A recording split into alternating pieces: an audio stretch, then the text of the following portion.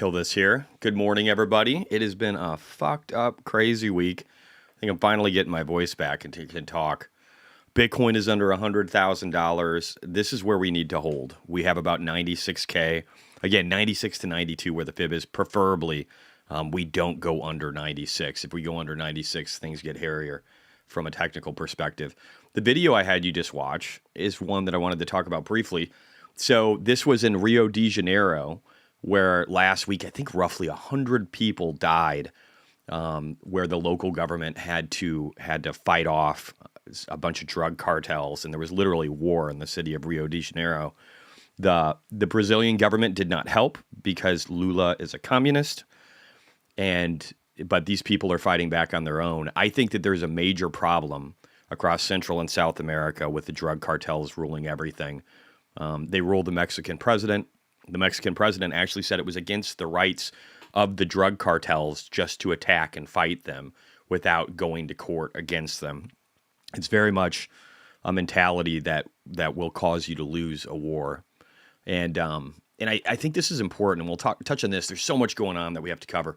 We've got the government shutdown. I think if it makes it past today, it's going to be very dangerous, and we could see further bleeding in the market. And again, Bitcoin could suffer a hit too. We've seen the Bitcoin miners just get crushed. MicroStrategy is in a horrible technical position. Everything is getting hit pretty good across the board, honestly. And I want to say that ends, but it just really depends a lot on what's going on with the federal government right now. And so we'll probably start there. We'll start there. Again, Tesla, if you guys watched last night, it was a long video of the annual shareholder meeting. They did a great job. That $1 trillion pay package passed.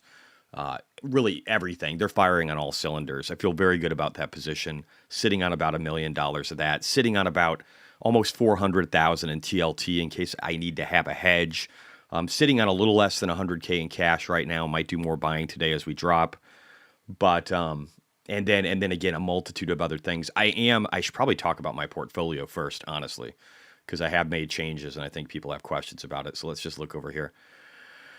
So a lot of selling and buying. The other day, so first off, this is a testament to yesterday with TLT, just showing that it was getting, again, 10, 15x, probably 15x on average, the underlying. It's still down, but this is something, it's actually better than this now.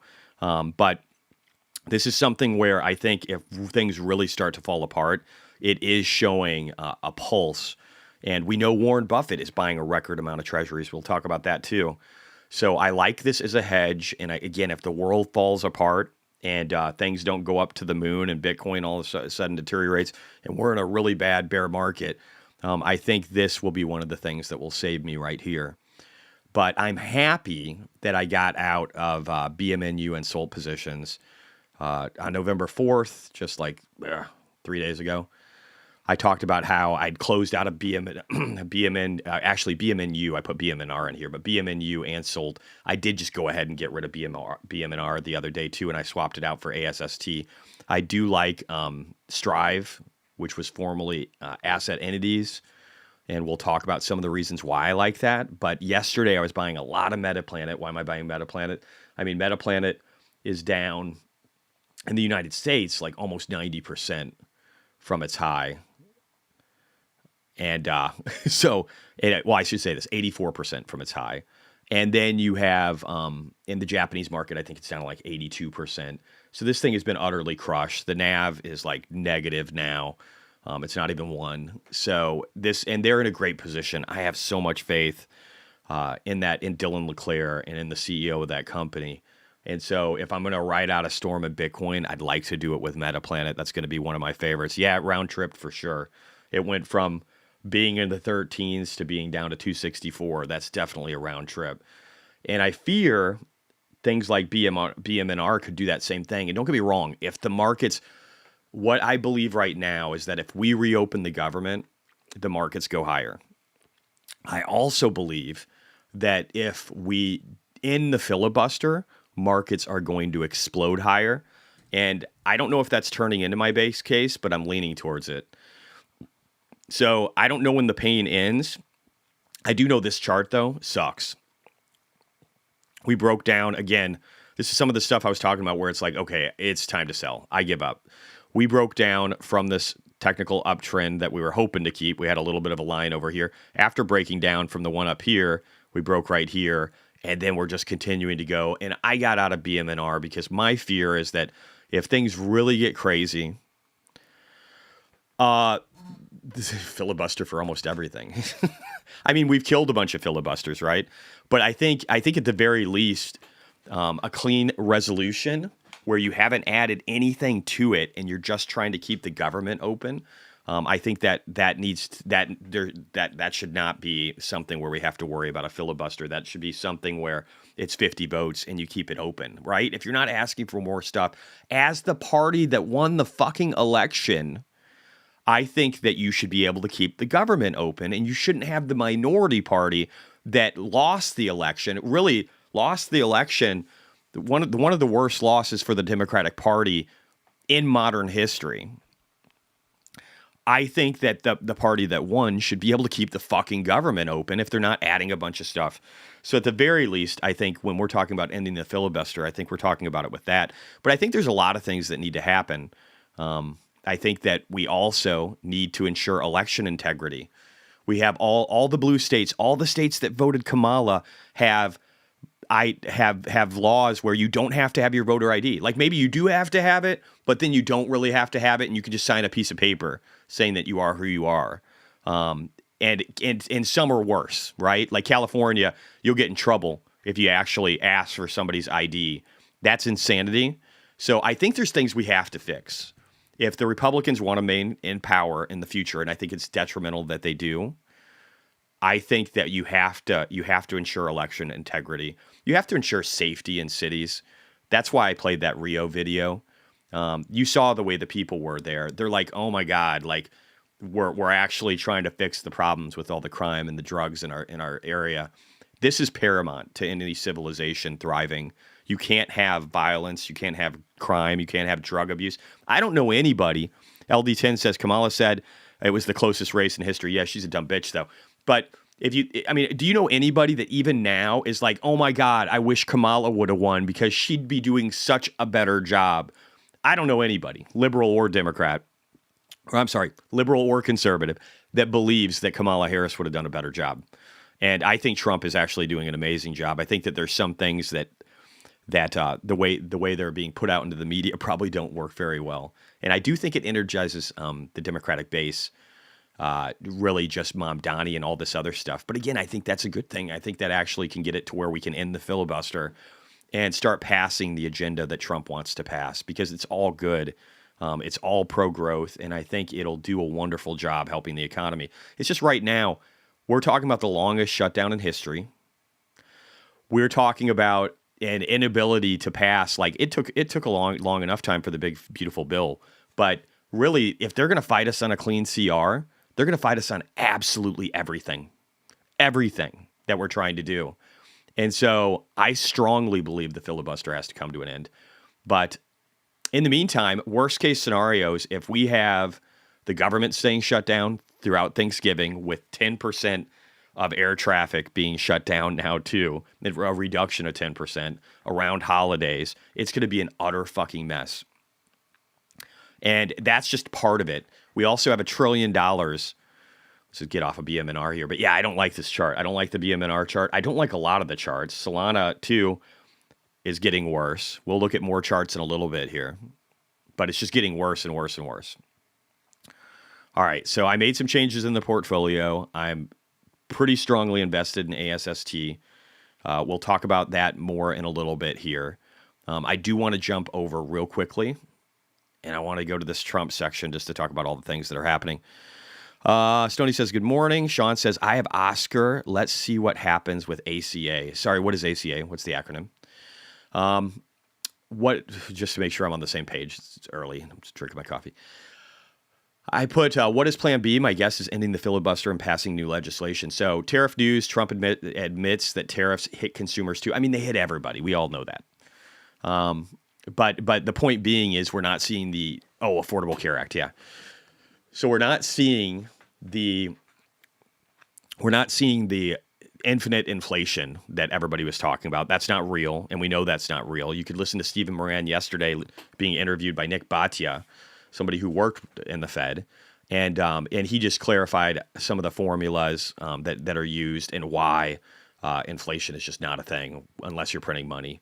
And but I do believe Plan B is going to be killing the filibuster.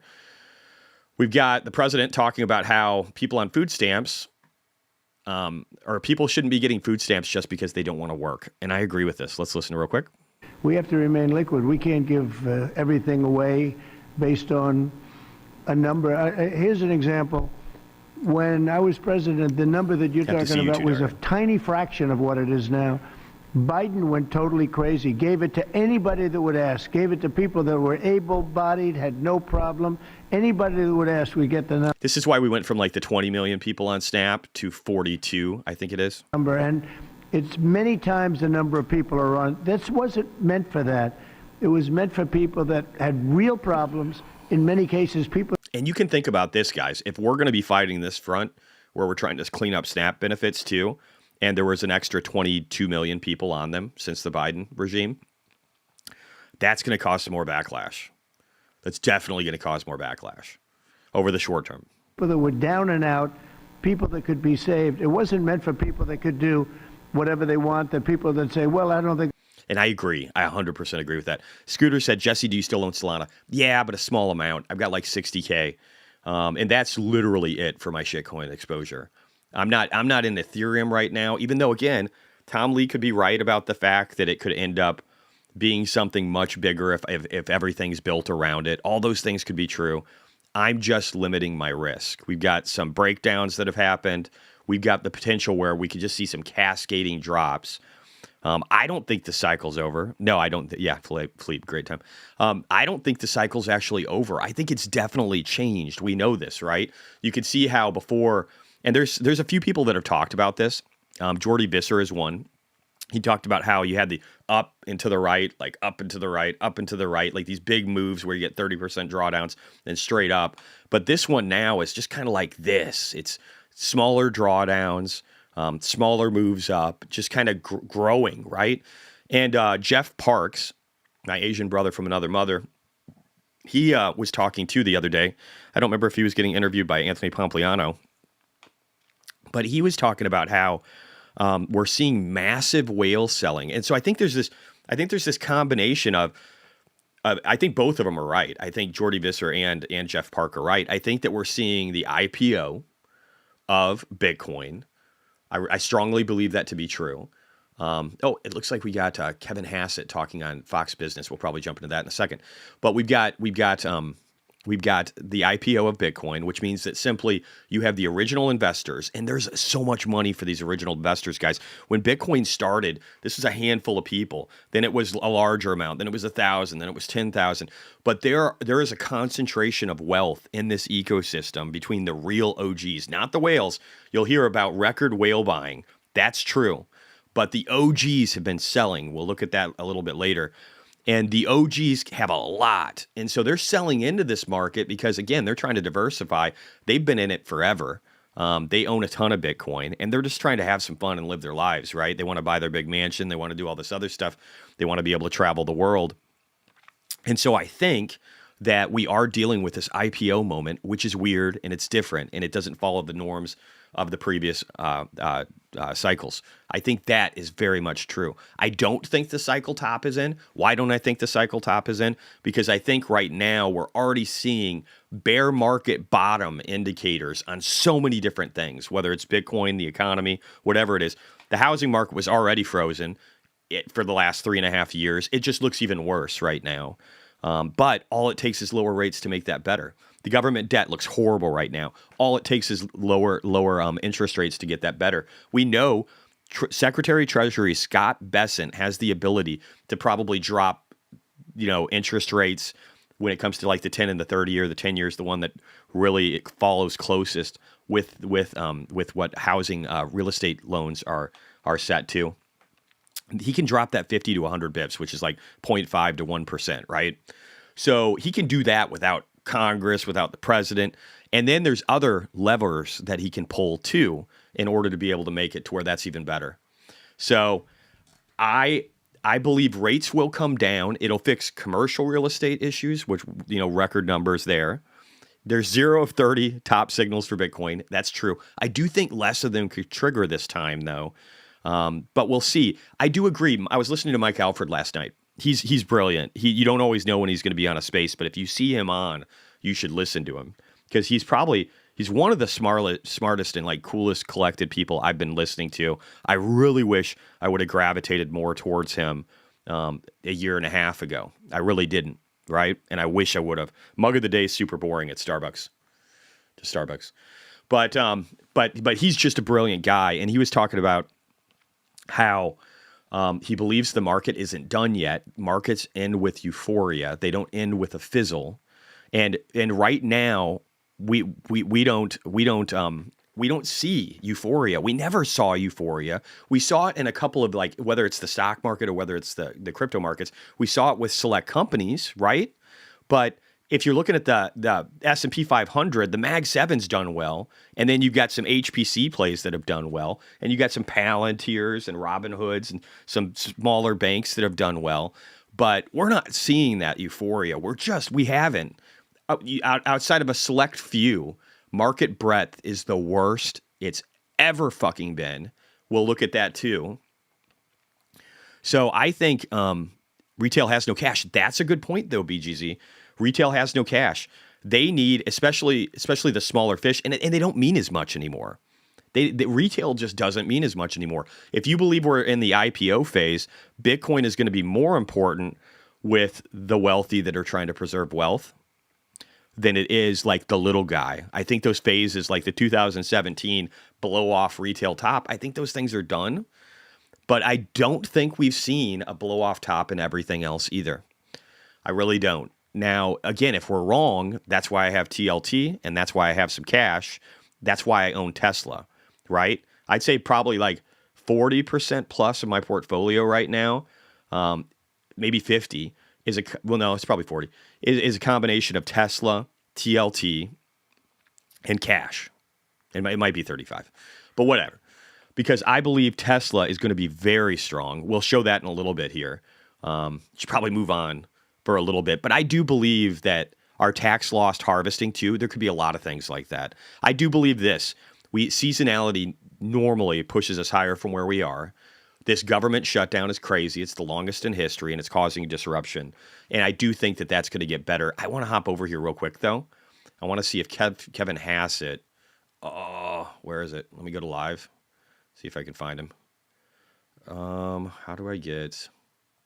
Wish this thing just came up all the time. Bloomberg. Is it Bloomberg?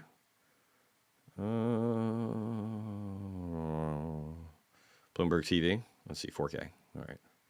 Let's catch it in 4K, huh? Yeah, there we go.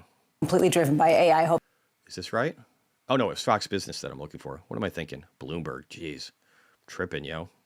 Give me a sec, guys. Let me see if I can get back to this. How do I get... I hate this sometimes. The interface on... this is just so bad. I got to move some of this stuff to the top. Let me go into here. Sorry. Should have had this set up before. Oh, whoa. Don't do that. Get down. How do I get out of this? Okay. Sorry. Just went full screen. All right, Fox. Let's see here. Is this it? Okay. My God. All right, here we go. I want to see what's going on with Kevin Hassett. 1 second here. There we go. We're making progress.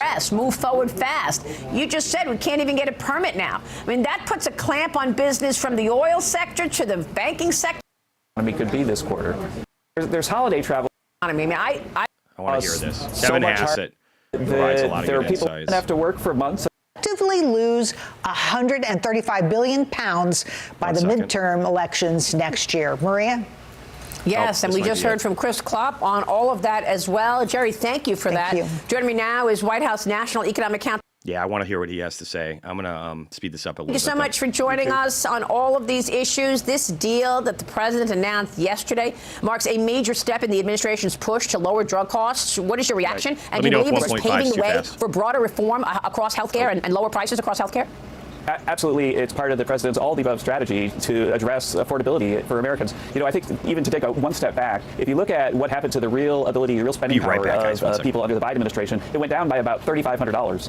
And so their dollars bought way less by the end of the Biden administration because of his inflation. We're on pace to have the affordability, the value of the dollar go up by $1,200 this year, but we still have room to go. And we can do that with macro policy, where, for example, we're cutting the deficit this year by perhaps as much as $600 billion, which will put downward pressure on inflation, but then on a case-by-case basis. So we're going after drugs. This is just the first of many big price cuts for drugs that we're going to see. We're going after gasoline. It's down 20 cents a gallon. We're going after beef. We've got a big policy that we're going to be announcing soon. You remember eggs, Maria? Or eggs now, the price is down from what it was last year. And so we're doing a bottom-up and a top-down approach to address affordability. We're making a lot of progress in a lot of ways, but we understand why people are still a little bit frustrated because they lost so much ground under Joe Biden.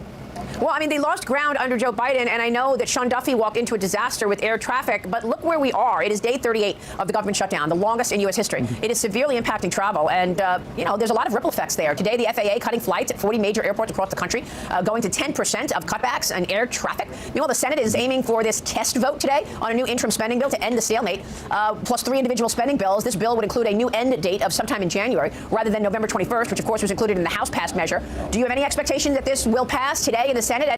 All right, I want to hear that response, but Bitcoin's back at 100. I really think, guys, this line down here, if you look at the bottom right-hand corner, this line where we have peak volumes going back over a year, that in conjunction with this trend line, I think this has got to be support. I really feel like it is. There's only like a black swan weird shit going on that should send us lower than that. I really do think we're bouncing. And what is your expectation of the impact on the economy of this shutdown? Right. Well, first, the impact on the economy is far worse than we expected because it's gone on for so long. And so there are now like Goldman estimates that it's over 1% or 1.5% of GDP. I think we were thinking that we were going to have at least 3% growth in the fourth quarter. I think. Yeah, and this sucks, right? This sucks because now we're going to see fourth quarter have a much lower GDP of up to 1.5% lower. Now we're expecting something like half that because of the harm by the Democrats' policy. And so, I think that they need to stop. They're harming Americans. They're making it so that people are worried about their holiday flights. The folks, the government workers who are 750,000 of them aren't getting. And I want to say this. I think Democrats are doing this because they think, oh, hey, if we hurt the economy, they'll blame Trump. And that might be true, but everything that he's put into place will help the economy over the long run. So if they're hurting Trump right now and making everything look worse, and then again, the factories start getting built and things start getting better, and the more foreign investment we're starting to see growth in the economy, all they're going to do is set themselves up for failure come the 2026 election for the midterms, especially if we end up ending the filibuster and we end up passing voter ID requirement laws and implementing them before that time, so that, states like California and others are forced to be more honest. And then you have Steve Moran, if nothing else, looking to ensure that we have a census only count legal American citizens. That would be harder to do, but that would also probably lower the amount of Democrats in the House. So you have the potential in two different ways to limit the number of people that are going to be in the House with the Democratic Party. That's the voter ID laws, and also, again, counting the census correctly. That should hurt them in multiple states all across the country. So we can reduce their power by making the system more honest. And I think that that's something that's going to happen. But I think if the filibuster ends, we could just see a rocket to the moon when it comes to how the economy looks over the next year. And maybe we're going to suffer the pain now, right? Like, let's think about consensus play. What was consensus play? It was what I've been saying. It was what everybody's been saying, which is you're going to make all your money in Q4 and then get the fuck out. Well, wouldn't it be funny? I mean, not funny because my fucking investment account doesn't like it, but probably near 4 million right now. Blows, sucks, donkey balls. But wouldn't it be funny, though, if it happened right now? And then Q1, Q2, we start looking better. Now, again, we have issues with financing and liquidity. There's a lot of stuff that's going to be playing out in the meantime. But it's going to be very interesting to see. I do think that we could fundamentally see the stock market doing better. And we know in end of May, worst case scenario, Papa Powell's done as the chairman. I think Stephen Moran is probably one of the best. He's not a good communicator, though. Maybe there's a better communicator. But I think that we'll get a new Fed. I think we'll be appointing new Feds because, again, what was her name? Letitia James or whatever. That the lady that's on the Fed that committed, housing fraud. she's probably getting kicked out of her position no matter what, right? So, and then normally the Fed chairman steps down. So we could have Papa Powell going. We should have her going, and we'll have complete control of the Fed by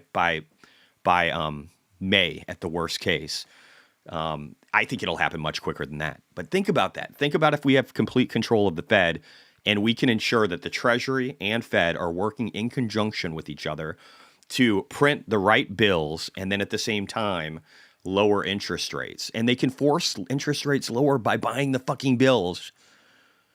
It's an infinite money glitch, right? Until it isn't. But I think that they can manufacture what they're Lisa Cook. My God, thank you. What was Letitia James was in the Democratic Party though, right? She was like, I think she got, you know what? She was prosecuting Trump. That's who I'm thinking of. Yeah, she's fucked too. Anyway, Lisa Cook, thank you, Sats. Appreciate you. But I think maybe things are getting weird. Maybe Q1, Q2 is the fun. We got a lot to go through between now and then. Here's what I know. I'm happy I'm hedged with almost $400,000, man. I'm happy that I'm hedged with almost $400,000. I'm happy I've got some cash. I'm happy I own Tesla because they crushed it yesterday. All right, let's finish up here. Yeah, New York Attorney General. Thank you, Stoney. Kirby Tax, his position is huge. I've got 600,000 in ASST. So I like it too. It's down to 136 this morning, but everything is. It's down 6.9% this morning. I think there's just a bunch of people getting scared. I don't know why. Out of all these companies, Strive is probably one of the ones I like the most. Iron was down 12.5. Well, no, but you know what though? It was only down. ASST was only down 0.68% yesterday. I do plan on holding ASST. I'm going to take the risk. I like it enough where I'm going to hold it. The company, we'll talk about it in a second. We'll talk about that in a second. But let's go ahead. So again, everything's getting crushed. ASST's down 6.21 today, but it was down like less than 1% yesterday. And when you look at the other stocks, Iron was down 12.37. Cypher was down 12.14. Bitfarms was down 9. Maro was down almost 7. And CleanSpark was down 7. So, and then Bitcoin Treasury Metaplanet was down 7.71. There were a lot of things getting crushed yesterday in the crypto world.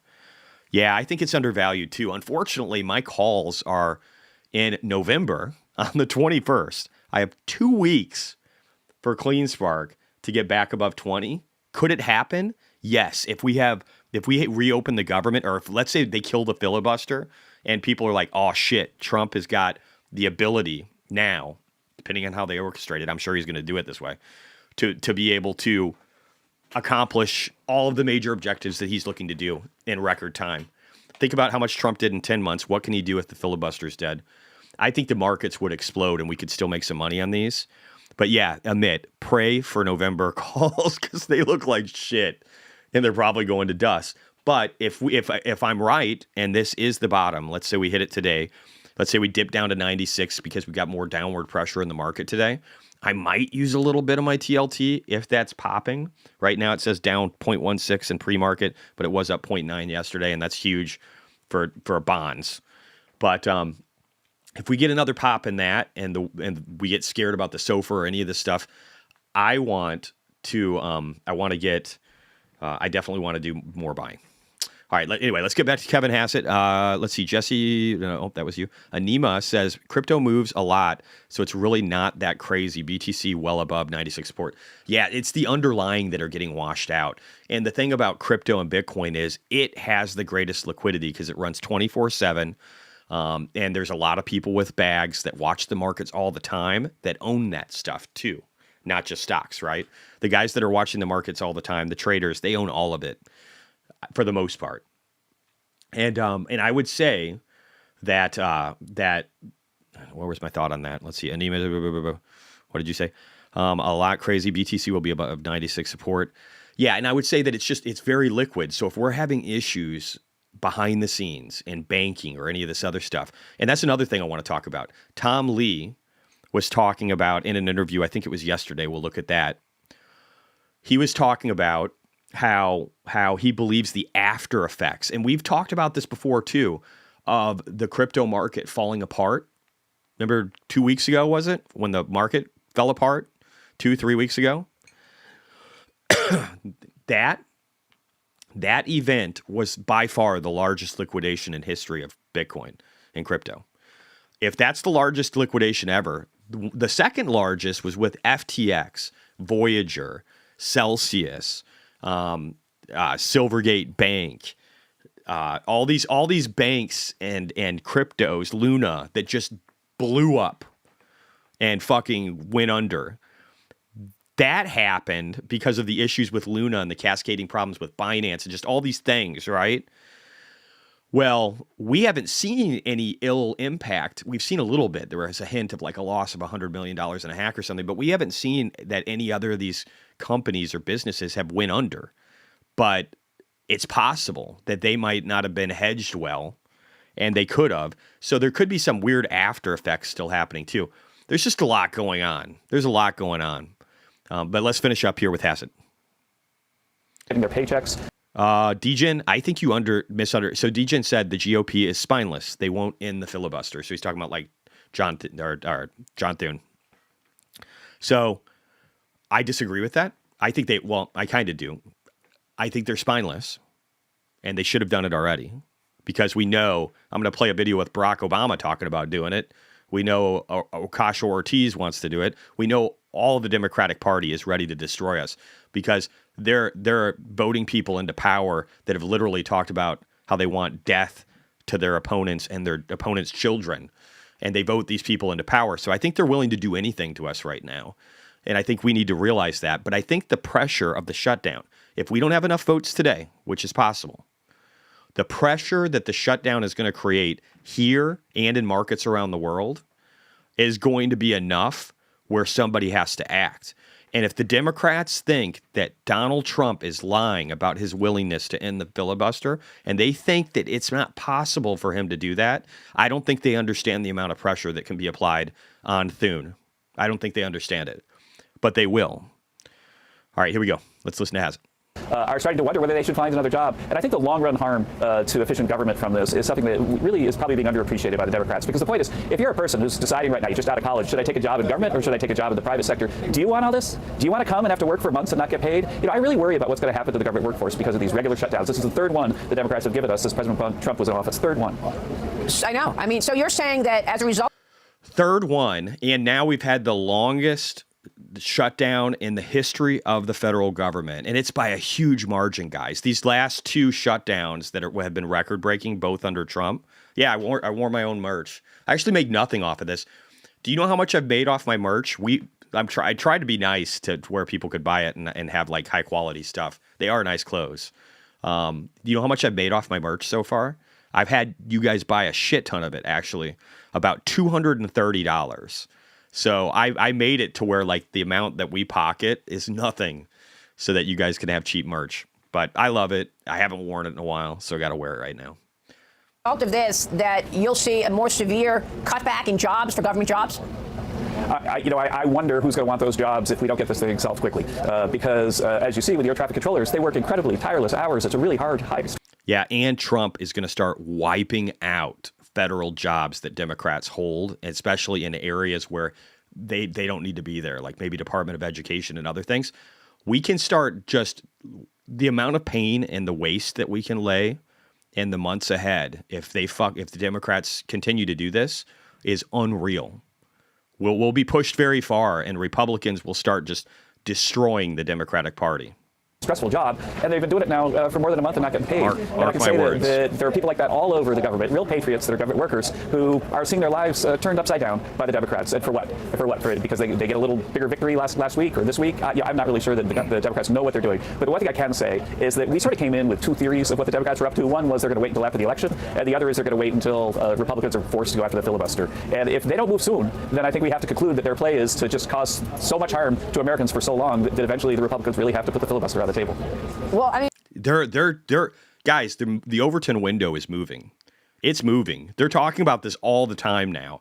And it's not just Trump mentioning it casually in a tweet. It's everybody, okay? Everybody is talking about this. Look, don't you worry that that's going to come back to bite you? I mean, the Democrats will be in charge at some point again, and then they'll just move forward and plow forward with whatever legislation they want without getting Republicans' input. If you do get rid of the filibuster. That's why Republicans don't want to do it. And again, Barack Obama promised that he's going to be adding states and so on. And so, yeah, I think that it's a very difficult situation. I think the Democrats are not doing their duty. Their duty is to be the moderating force up there, the Senate is. And in fact, they're not. They're the exact opposite. And it's got to stop. It's got to stop.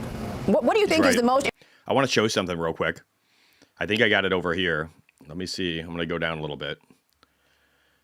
Again, I want to show you guys visually what this looks like, okay? This goes back to 76, showing all the government shutdowns, okay? We're talking 50 fucking years. You could see how it was a problem in the 70s, and then it wasn't. All of the 80s, into the 90s. Then 95 we had some, 2013 we had some, right? This is it. It's Trump's last term, and then here's his next term. Outside of that, there was one other time going all the way back to 1979 where we had government shutdowns like this. It's all been born under Trump with the Democrats' hate and TDS towards him, right? This is mind-blowing where we're at. We're already over 35 days now, too. So this is just a huge deal. Now, I want to show something else. I want to show you Barack Obama, this piece of shit. I voted for him twice. Oh, 1 second here. I want you to hear this. I'm going to go back a little bit. By guaranteeing that every American citizen has equal representation in our government, including the American citizens who live in Washington, D.C. and in Puerto Rico. They're Americans.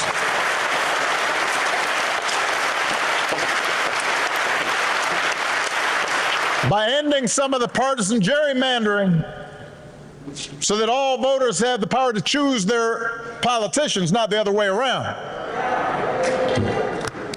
And if all this takes eliminating the filibuster, another Jim Crow relic, to secure the God-given rights of every American, then that's what we should do.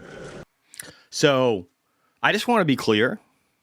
If they're willing to end the filibuster, and this is literally Obama talking about this last election, and I don't know if this is before Biden won or after he won. I don't know the exact timing, but this is problematic, right? We know they're going to do this to us. This, and assuming you're Republican, if you're not, then whatever, it doesn't really apply. But we know they're going to do this to the Republican Party, right? We know they're going to do this. So if Republicans want to be able to try and push a pro-growth agenda, ensure voter integrity and not having to worry about elections, ensure that we can have safer cities, because again, that's why I showed you that Rio video. People want safety. They do. I believe that down to my fucking core. We want to know that there's not some crazy fucking lunatic from Venezuela or some homeless person who's been on drugs all fucking week that's going to shank us. We don't want drug cartels ruling the city. We don't want zombie people standing in our way. We don't want streets that smell like fucking piss. This is just reality of human nature. We want nice things. We want to be able to take our fucking kids outside, or if you live in a downtownish area, not have to worry about your kid getting murdered in your yard or abducted in the middle of the day. We want kind of what we felt like we had back in the 80s and 90s, right? We want that back. And so I think that we have to do this. We have to end the filibuster. We have to ensure voter integrity. We have to make sure that our cities are safe. We have to be pro-growth. We have to keep pulling in foreign direct investment. We have to ensure that even if the Supreme Court rules against the tariffs, that we have the ability to create new legislation and get it passed to fix that. We have to fight these problems now. This is our final stand. And I'm here for it, and I'm not going away. So you have that promise, no matter how dark the days get. I am fucking here for it, and we will persevere in the end. I know it. Important impact that we need to understand about this shutdown on the broader economy. I mean, I've been saying now for 2 weeks, we're at the choke point with travel. But what else is getting affected most severely? You've got the SNAP payments. What else? Yeah, well, basically, you can't get a permit. You can't. So basically, construction projects are starting to slow down, and the travel is really, really important because the people. There's holiday travel, but there's business travel. Business travel is a really big, important part of air travel. And if 10% of business travel isn't happening, then those are deals that aren't being cut and hotel rooms that aren't being filled. And so the ripple effects and then the multiplier effects of all that are really, really large. And so I think that Secretary Bessent wisely said we're starting to see pockets of the economy that look like they might be in a recession. Now, we're not in a recession because of this, but there are pockets that are really hurting. And if we go another month or so, then who knows how bad the economy could be this quarter. And we know whose fault that will be. Of course. Which pockets of the economy are now in recession? I just wanted to say, I've talked about this many times. In the first year, we need to have the pain. We're definitely feeling the pain right now. The deeper the pain is over the next week or two, I think the better that is over the long run, right? It resets a lot of tickers. It resets a lot of things. And it makes it to where we're at bear market stuff on a lot of charts already, and maybe a few more here soon. So the more pain we get out of the way now, guys, the better it is in the long run. And you just have to live life that way. You have to be like, okay, get it done now. And if we get it done now, it's going to be better in the future. That's how you run a business. It's sure as fuck is how you should run an economy. I would get Secretary Bessent to tell you which ones he thinks are in recession. I don't know if I want to call it recession, but I will say travel and leisure is a place that's really being heavily hit right now. And if it continues to get hit, if the air travel thing goes south for another week or two, then you could say that they would have at least a near-term downturn. What they're trying to do is stop President Trump's agenda. One of his most important parts of the agenda is easing regulation, and that means getting a permit faster, letting work progress, move forward fast. You just said we can't even get a permit now. I mean, that puts a clamp on business from the oil sector to the banking sector and beyond.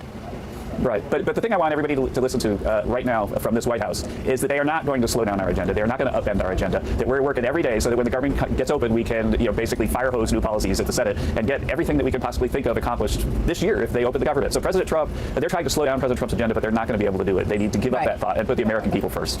Well, we're also waiting on the Supreme Court, which is so important. So I want to get your take on this hearing, Kevin. The oral arguments this week on Dario, I want to talk to your point in a second. So right after this, we're going to talk about that. The President's Emergency Tariff Authority. A verdict is expected in the coming weeks. When are you expecting the verdict?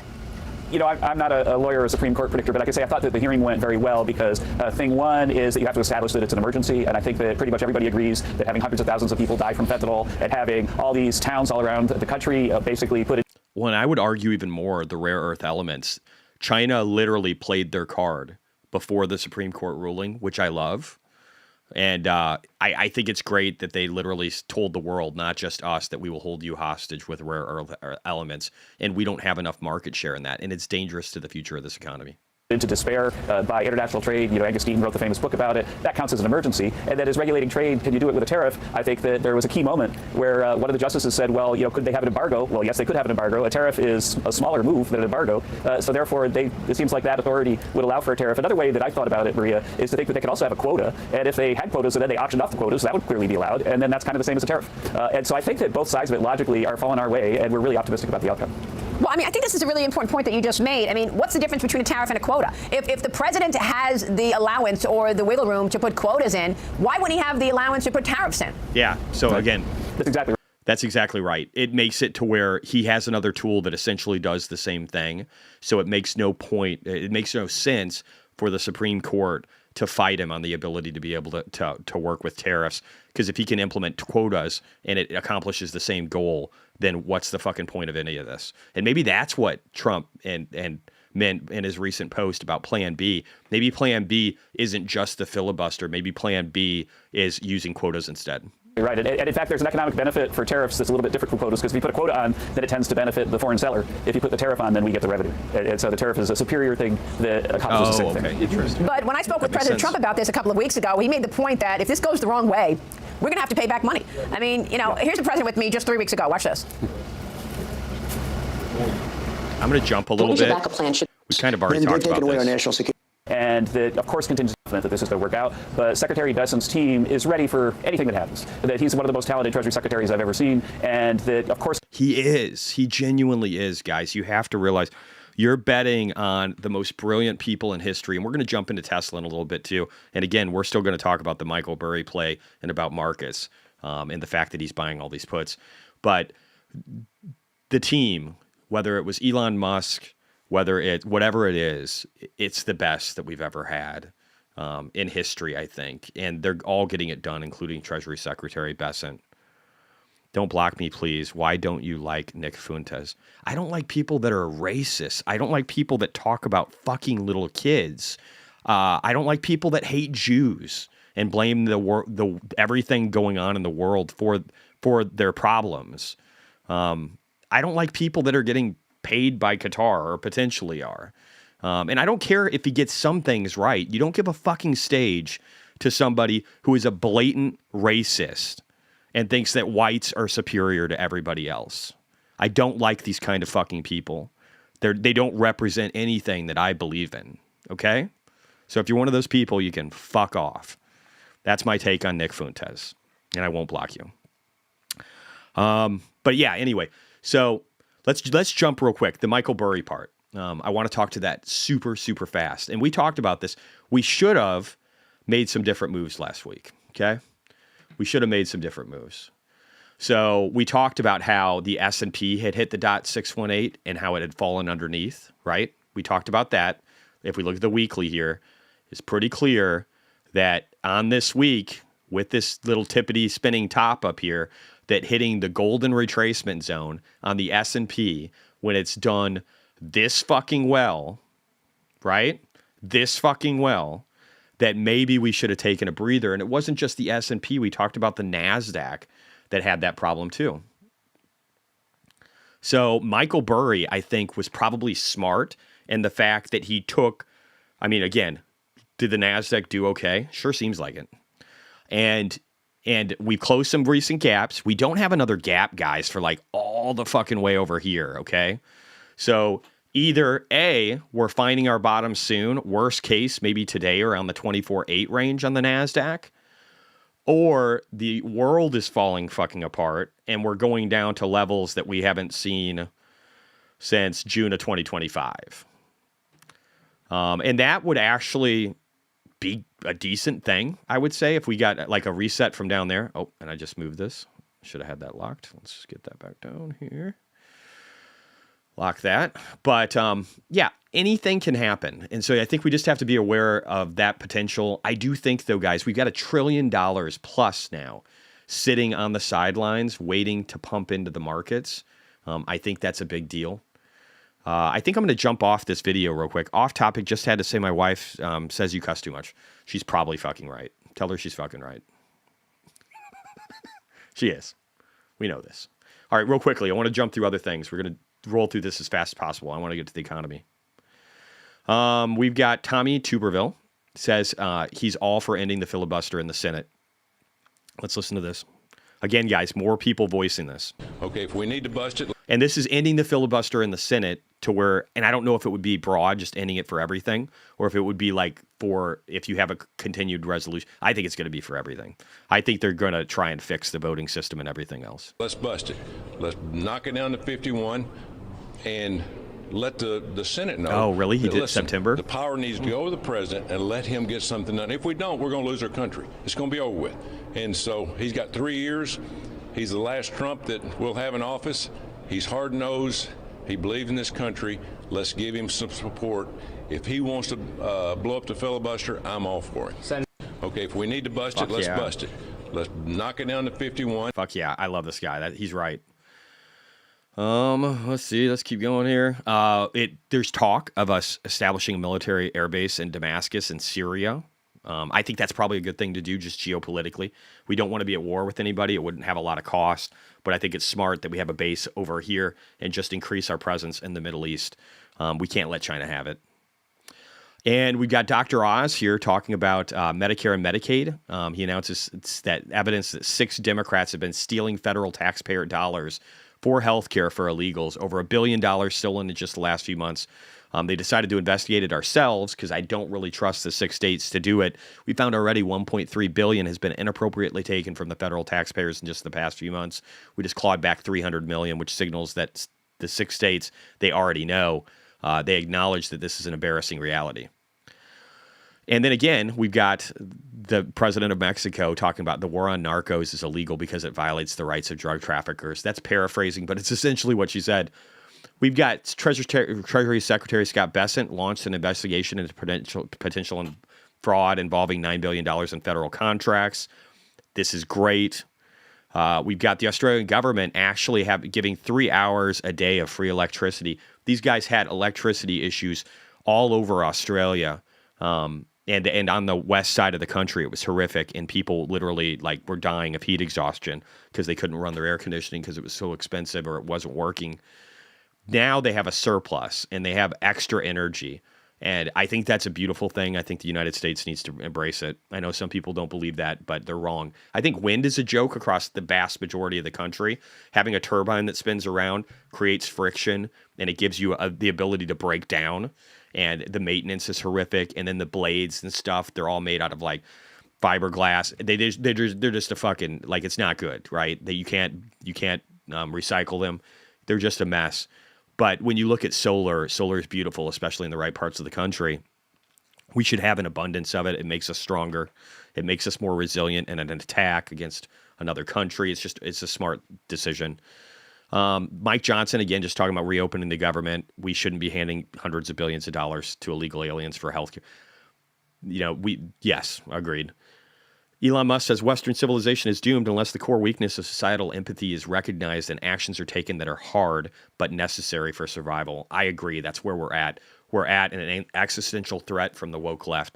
We're at an existential threat from a Democratic Party that's willing to murder everybody who disagrees with them and calls for the murder of their fucking children after murdering one of the greatest orators in the Republican side, Charlie Kirk. And trying to murder the current president of the United States. So we're at a war. And then when you look at Islam and you just look at everything, China and we're being fought by communists and woke idiots and Islamic terrorists. And that's how Iran fell. And we're not going to fucking let that happen here. Kobayashi letter breaking. President Trump announces a trade deal with Uzbekistan.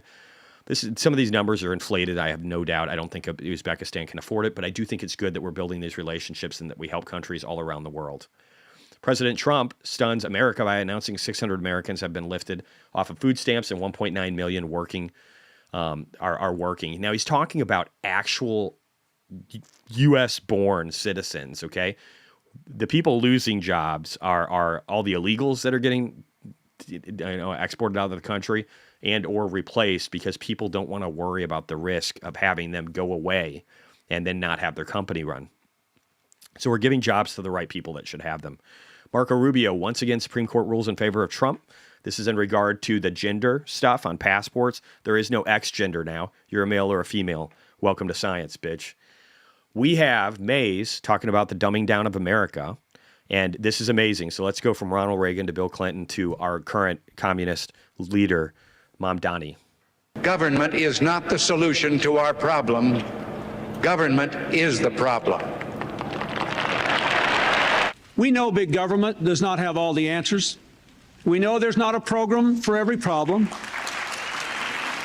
We will prove that there is no problem too large for government to solve and no concern too small for it to care about. That is a frightening fucking statement. There's no thing too small for the government to have their fucking eyes on. Just think of the eye of Sauron looking at you all the time and everything. That's what he's talking about. All right, let me catch up with chat real quick. Member for 12 months. Hey, MKBG. Good morning. Everyone just backed from Hawaii with this bloody market. Is ASST no available shares to short? Yeah, it's been fun, right? I think ASST is going to be a rocket to the moon. We're going to talk about that one. We will definitely do that before we go. And welcome back from Hawaii. I hope you got some fucking rest on your vacation. I did a pedicure yesterday. That was cool. I recommend that to everybody. There's a back massager behind me. There was my feet were soaking in warm water, and then they cleaned them and massaged them and put hot towels over them. It was fucking awesome. I highly recommend that. Let's keep going. And I'll get a little further here. Anima said, I got to see your post in my feed 100. RH, you are 100% right about your red line food test, for instance. I just think it's stupid. Guys, he's getting promoted by bots. And there's some people that seem to be jumping on top of that. But we're seeing tons of bot promotion across leftist propaganda. We saw it all with Mamdani. I found accounts that would say that just the stupidest shit that nobody cares about. They've got like 1,100 followers, 300 followers, and all of a sudden they're getting posts that are giving them 2 to 3 million views. And it's all because they're saying the right things about whatever the bot is trying to accomplish for its mission. So I think there's some funny business going on. I think we really have to work on the bots on X. And I think this Nick Fuentes bullshit is all the same part of that.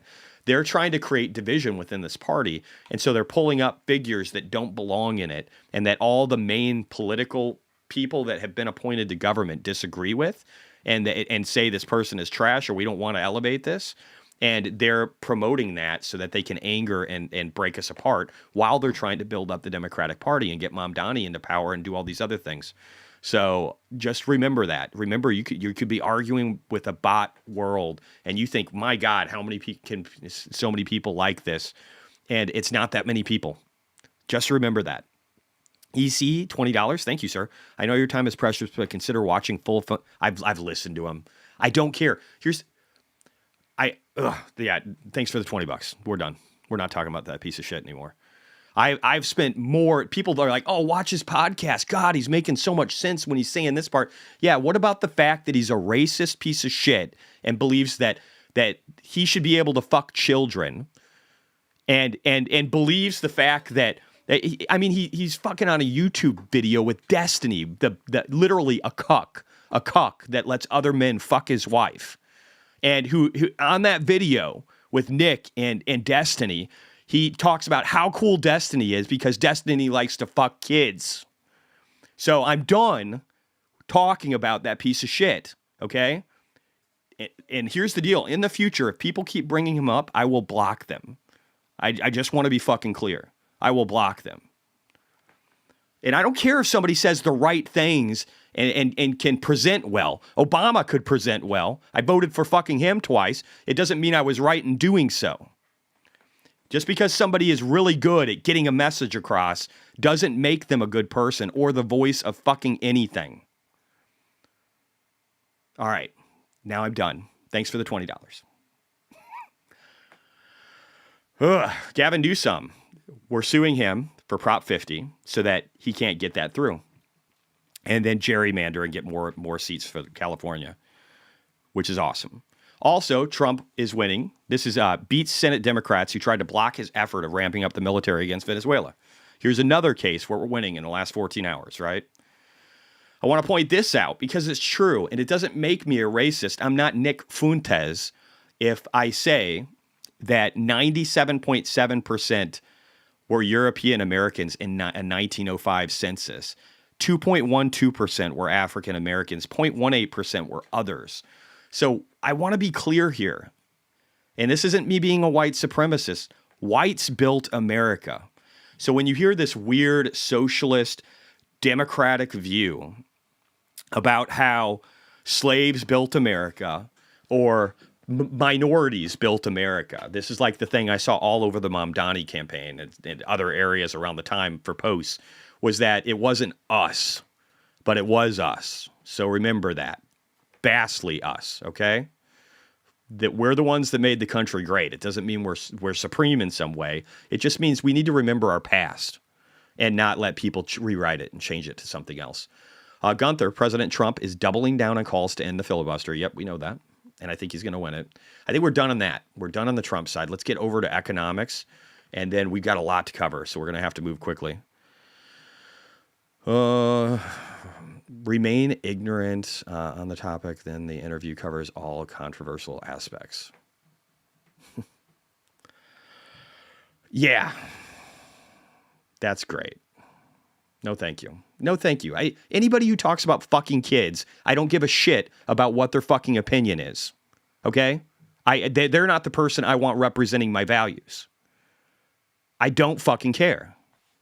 I don't fucking care. Fuck him. All right. We've got plenty of other people. He's not the next Charlie Kirk. Okay? And call me fucking ignorant again. Bob Elliott, shutdown risks turning into a real drag. Normally, shutdowns don't really matter. But as it drags on for the longer the drag, the paused wages and reduced staffing is ramping up, creating risk. Markets are underpricing the impacts ahead. Cumulative missing paychecks. So as you can see, our military is getting fucked the most. I don't know if we've covered all of that with the donations, but it's a huge number each day, right? And then other and VA and all these things, DOD, you can see these things stacking and building up each week. So the pain that's going to be felt is going to be very strong, and we've got to do something about it. We'll have to. All right. Bar chart, U.S. GDP will reportedly take a hit between $10 to $30 billion each week of the government shutdown. Kind of a big deal.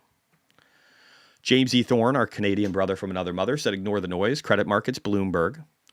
And so he's talking about global bond sales have soared to a record $5.94 trillion in 2025 as borrowers rush to fund everything from AI to a revival in M&A. With more than a month left in the year, Wall Street is bracing for the busiest November in over a decade. Global bond spreads are near their lowest since 2007. So we're seeing massive issuance again for M&A and AI build out, and we're just when you start doing this, when you start investing and building for the future. And you know that you're going to see productivity gains from that. It's a big deal. And again, I was talking about this. I'm buying treasuries. So is Warren Buffett. Berkshire Hathaway bought a record $183 billion in T-bills in Q3 of 2025. That is a huge number. Huge number. James E. Thorne, again, we were talking about that $1 trillion sitting in the Treasury General account. Says only time bigger during COVID-19. Treasury can't spend because of shutdown. QT, quantitative tightening, ends in December. $70 billion of buying. And potential liquidity about to hit the system. So again, remember that. QT ends in December. We might even have to emergency-wise in December, especially if this lockdown doesn't get addressed today or sometime next week. It's just going to get worse and worse and worse, and we're going to have a breaking point. At some point, we'll reopen. I hope we reopen with a filibuster behind us, quantitative tightening ending, and then forced QE, all at a time where the Fed's going to be becoming less powerful and then transitioning to a side that's friendly to Trump. I think there's good stuff ahead. And again, look at this chart. So this is what happened in 2020 where we had all this money printing, right? Well, we haven't been printing, so we're hurting liquidity. But now this is getting ready to take off, and we just passed some of these higher levels. Like this is 2022, right? You can see what happened here. And then over here, again, a little bit of a tweak.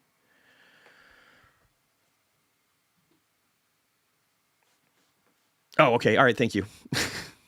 You didn't have to spend $20 for that. Sorry, man. But I appreciate it. Maybe I could reimburse you in some way. Trump, we're building auto plants. We're building AI plants. Again, he's right about this. And Republicans should start talking about it and use their heads because we have great numbers. We have and they're going to only get better. When all these jobs open up, all these factories open up that are being built all over our country. We are building auto plants. We're building AI plants. We're leading in AI over China and everybody else. When all of these plants start opening, we're going to have a revolution, a positive revolution, economic revolution like never before. Thank you very much, everybody. Thank you. So I just want to speak to this. I think he's 100% right. I do think, though, Republicans, think about it, if you're a senator, you got some pain right now, right?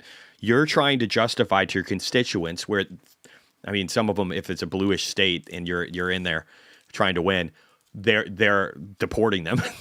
Potentially people that are voting illegally, they're deporting them. You've got a job market that's just getting tight. You've got all these things that are happening. Again, I've been saying this all year.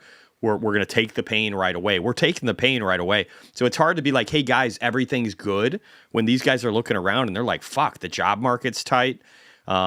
Now my healthcare premiums are getting ready to go up because Obamacare is trash and it's getting ready to expire.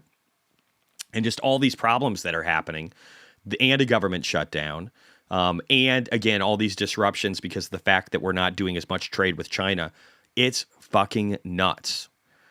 It's nuts. And so it's hard to justify that if you're a senator, if you're a governor. It's hard to be like, guys, everything's going to be okay. I know plenty of Trumpers that voted for him that are like, fuck, I'm losing my job.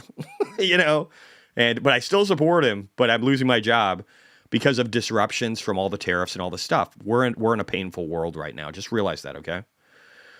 But it's going to get better. Manny, thank you for the 50, man. I appreciate you guys. I appreciate all of you guys for being so kind during tough times. There are people that lash out because they're not accountable for their own decisions. And there are people that are gracious and kind and giving to others when times are hard. And those are the real ones. So EC, thank you for the 40. And then Manny, thank you for the 50 memberships. You're a good dude. I really appreciate you. If you got one of those memberships, you can talk and chat now. I put, imagine what happens when rates drop as well. Homes will start to become affordable again. New house prices have dropped below existing homes for the first time in history, going back to 2015, we should say, since the chart. So 10 years, right? Almost 11. That's great. So new construction is becoming hard, though. And so construction builders are losing some incentive to build, which kind of sucks for them. And there was a Canadian in here, I don't know where it was, but somebody said Gino said the rate will go down and the price will of the home will go up. Actual mortgage price will be less though if they get low enough. I disagree, and I posted this from Invest, who said rates dropped in Canada, so did home prices. I wasn't expecting that, and that's just been happening for years now. Rates have been dropping in Canada more recently, but then at the same time, home prices are continuing to deteriorate, and this is a good thing. This is a good thing. And this can happen in the United States. That's the point I wanted to make. Real quickly, Andre Steno Larson said inflation collapsed in October, according to nowcast.com, and showing a U.S. macro regime model. Inflation pressures seemed to have collapsed through October. It shows inflation falling through the floor, growth flatlined, a little bit of an upward trend here since July. In liquidity, again, it was getting rough there for a while, but it's starting to curve up. So if we've got inflation truly going down and we've got liquidity going up and we've still got a small trend in growth, but one that maybe dips a little bit and then goes up, I think we're going to be in a good place. And I do think that's what's happening. I wanted to show this chart. It says household debt is at an all-time low. That's not right. I don't know who this guy is, but he's got 500,000 followers. A Bloomberg columnist. That's funny as shit. So that's not what this is. This is household debt to GDP. So household debt could look like it's going down if GDP is doing really well. Does that mean your average person in the bottom 40% is doing well? Fuck no, it doesn't. They could be getting absolutely butchered, and there are people getting richer, and that is what's happening. And so the richest of the rich are getting richer. Even though household debt is at an all-time low to GDP, that doesn't mean household debt is at an all-time low. Household debt is actually pretty high, especially under the lowest brackets. I want to be real with the data so you guys know it. Jesse, is there a price range you would be open to re-enter IREN or Cypher? I mean, I don't know. It depends on a lot of mechanics. IREN and Cypher are dropping pretty hard. They will have support. We can look at some of the charts later, but like in the 50s, IREN has a strong level of support at the 200 moving average. I just don't like to jump into something that's went up 3,000% or whatever it was from its bottom in the cycle. Let me see. Maybe it wasn't 3,000. It's like 1,300% for IREN. That is a lot. That is a lot. That is a big move. Anyway, Trump stock market will reach more record highs. President Trump said on Wednesday he expects the stock market to hit more record highs, noting it has already hit many over the past 9 months. Speaking at a breakfast with Republican senators, he said the U.S. is the hottest economy ever, though the government shutdown is affecting the market a little. It's a lot. Trump, it's growing by the day. Trump added the rally will resume as U.S. factories start opening up. I agree. I think all that stuff's true. I think he's telling the truth. James E. Thorne, for the record, the claim of the death of the U.S. dollar and treasuries are greatly exaggerated. Oh, that was from October 19th. Skip that. Bar chart. Worst market breadth in 23 years when you're looking at the equal weight versus the market capped weight of the S&P 500. So kind of a big deal, going back to 2002. So we're not maxed out yet. The rule of 20 suggests market is fairly valued when CPI year over year and S&P 500's PE add to 20. Continues to emphasize an increasingly expensive market as of September using latest. So again, we are expensive right now. But if you look at the 90s and you look at over here and after 2020, that's like when we peaked, right? That's like when we peaked in market. And surprisingly enough, it's about 1993-ish when we peaked on this over here. But the market ran. What's interesting about this is this could fall and the market could just be blazing. So that's what we should probably understand here. And then over here, when we had peaked, this is probably the peak of the market. But then the market itself, guys, didn't really peak until right about here. So if anything, what I'm learning from this chart in real time while talking about it, because I already posted it, but I'm learning new stuff right now, is that this doesn't mean things are over, even when it tops. So it's kind of interesting. I think we could top and then we could go down again. We could have years of upward thrust on this, especially if we take our pain now. I think we're good on that. Let's see. Oh yeah, I do want to watch this. Tom Lee. Let's listen to him real quick.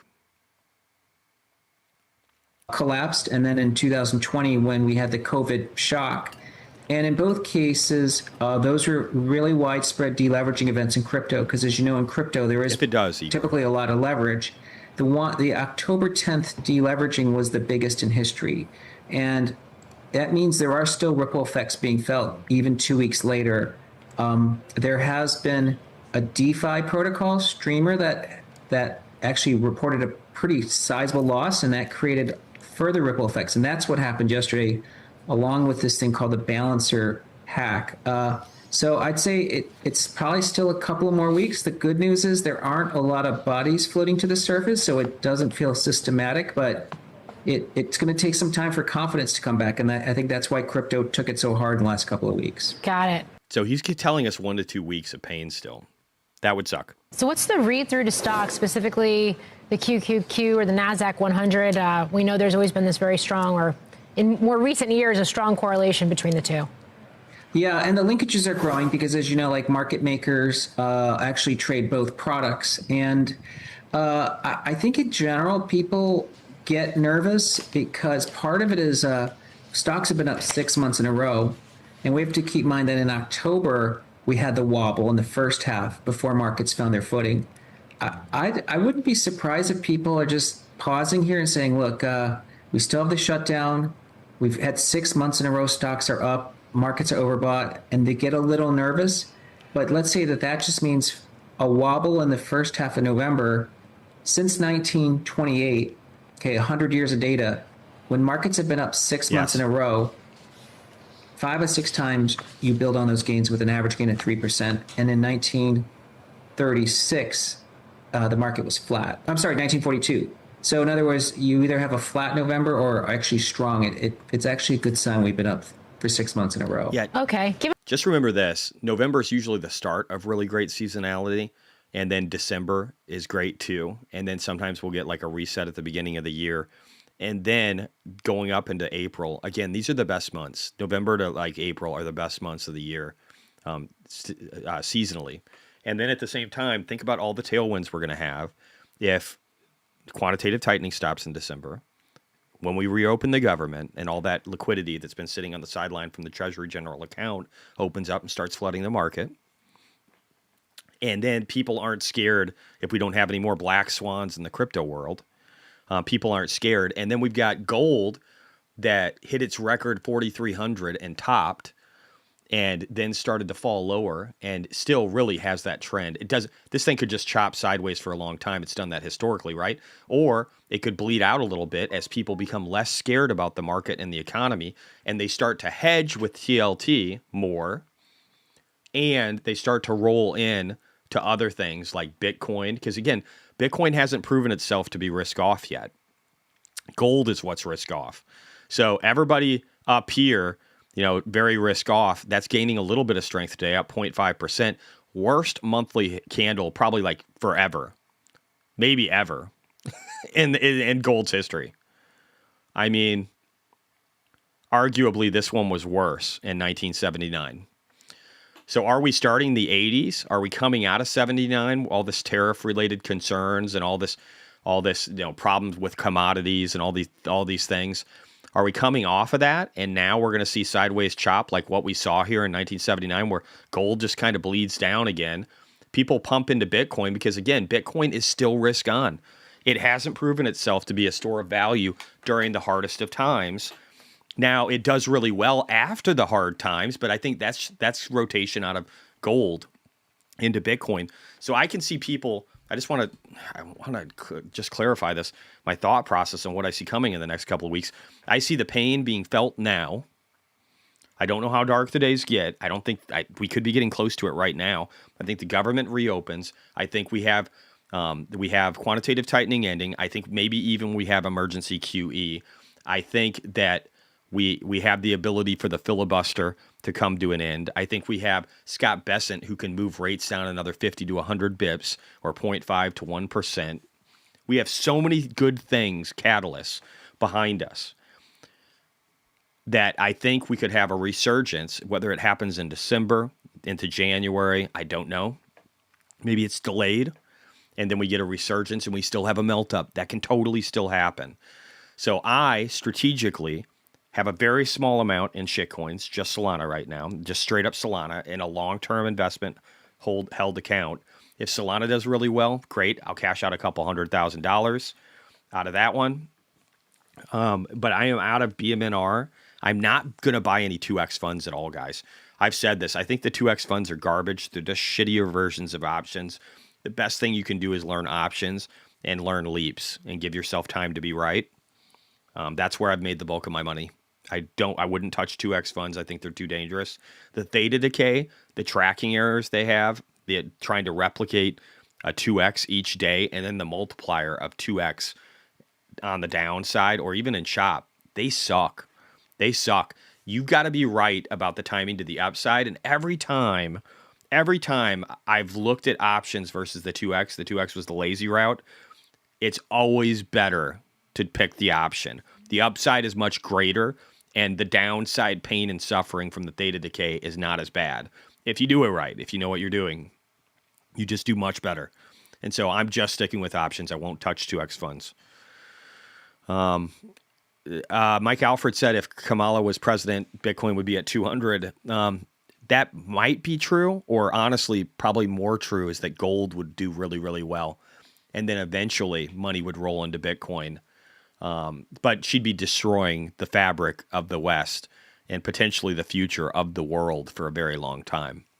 So let's be happy that she didn't. I would rather lose a bunch of money and have America turn into a great place again than make a bunch of money from its failure and pay $100 for a cheeseburger. That's my thought. Yeah, I agree, Michael. 2X's suck. So I'm not interested in buying BMNU. I'm not interested, honestly, in buying Ethereum right now or Solana, even though those could turn out to be really good plays. I'm just sticking Bitcoin. I'm keeping it safer in case I'm wrong. And I still think there's the potential to make over 10 million, 12 million this year. If things get, maybe it's drifting into Q1. It's probably drifting into Q1. But that could be something that turns out really well. But I could see, we've got so many tailwinds. I could see gold slowly getting ate up in the months ahead if we start going, hey, maybe we don't need to be risk on.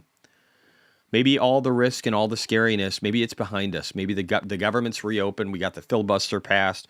Market, if the filibuster passes, guys, the market's going to explode higher. It's going to explode. It won't be a sell the news event. It'll be an explosion to the upside. But watch out for black swans over the next week or two, and then get ready, I think, for potential of going a lot higher. Bessent says Trump will set floors for forward buying and strategic commodities. Yeah, this is old news. All right, let's get out of here. Let's talk Bitcoin real quick, and then we'll go to Tesla. Tesla's amazing. I said this is where we have to hold the line, right here. This $100,000 range. If we go down to 96 or even 92, we can't stay there for more than a minute. We got to bounce.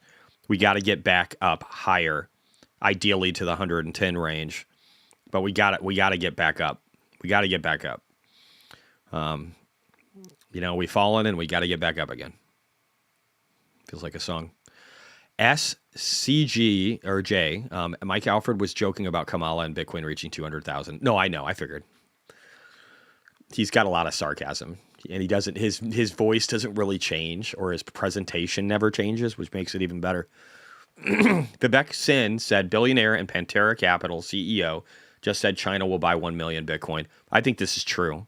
I don't know if it happens today or if it happens in a year, but I think they'll be forced to. Well, I think it's pretty obvious that the countries that are adversarial to the U.S. will ultimately buy Bitcoin and potentially other coins, but I would say at least start with Bitcoin.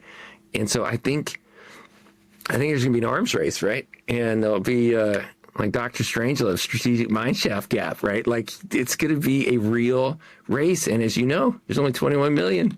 And if a bunch of people all want to buy 1 million each, it's not enough to go around, right? And there again, that's why I'm so bullish, because there's just not enough. I do agree. And Dan Moorhead is one of the most brilliant people in the space. Pantera Capital is as OG as it gets in the Bitcoin and crypto space. And they've had a lot of successes. And I agree. So that's why I'm very Bitcoin centric right now and not shitcoins at all, even though, again, Tom Lee is behind Ethereum. And then there's plenty of other people like James and Best Answers and others that love Solana. And they can do well this cycle. I don't know. Maybe the cycle's over. Maybe it isn't. I want to be safe. And I believe that the next thing to really happen and kick off is an arms race for accumulating Bitcoin. And I think China will have to be a part of that too. It's the most important, I believe. It's going to be a reserve asset, but maybe it doesn't happen for years. That's the thing we have to think about in this one. Charles Edward, OG Bitcoin whales are dumping. This chart gives a good visual. So again, the OGs, guys, the OGs with 100 million are in orange. The ones with red are over 500 million. They have been dumping like fucking mad. If you look again, guys, they didn't really dump in 2017. Retail got fucked, but they didn't dump. The whales held. 2021, they started selling. And then even in the bear market, 2022, 2023, they were selling, right? This is weird. Now look at them. They are definitely a part of the downward pressure in the markets. The whales that are getting out, in some cases, countries. This is a great rebalancing. It's the IPO moment, but we can see how the intensity has grown a lot. And so this is causing downward pressure. I think this is flattening out the cycle where it's kind of up and to the right slowly and not with violent moves anymore. I think those days are gone. And again, Zcash, somebody was talking about getting in at 300. It's been doing well. It's ridiculous. I used to mine this shit. If I would have just kept all that, fucking retarded. Bitcoin Archive, Bitcoin MVRV ratio is flashing signs of a market bottom. Isn't that weird? Now, again, this thing did this over in April too, and it was a short-term bottom. It doesn't necessarily mean a cycle bottom. Bar chart said crypto lending hit an all-time high of 73.6 billion right as prices hit record levels. Shocker. So what's scary about this is the lending is in orange. And that's become a much bigger thing since 2021, right? And you can see where it got washed out over here. 21 to 22, right? What the bear market bottom, everybody was flushed out of lending. But look at how much it's grown. And think about how many people got fucked 2.5, 3 weeks ago when the whole market went down. I'm not even looking at shitcoins, dude, just to be honest. I don't care. Yeah, I don't care. Maybe in the next cycle.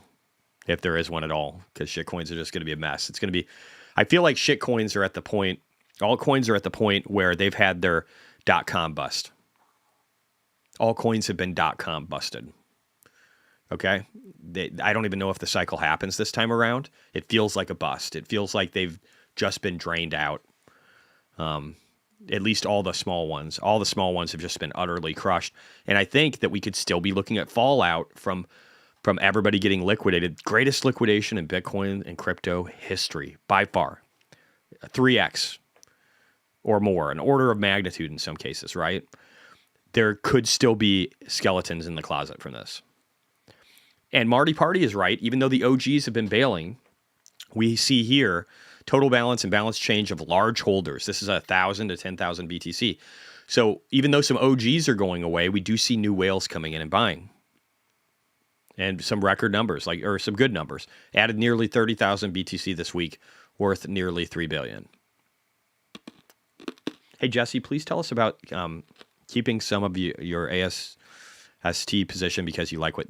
I like what they're doing. I like the original founders of the company. I love that Mike Alfred is in it because he's gold nowadays.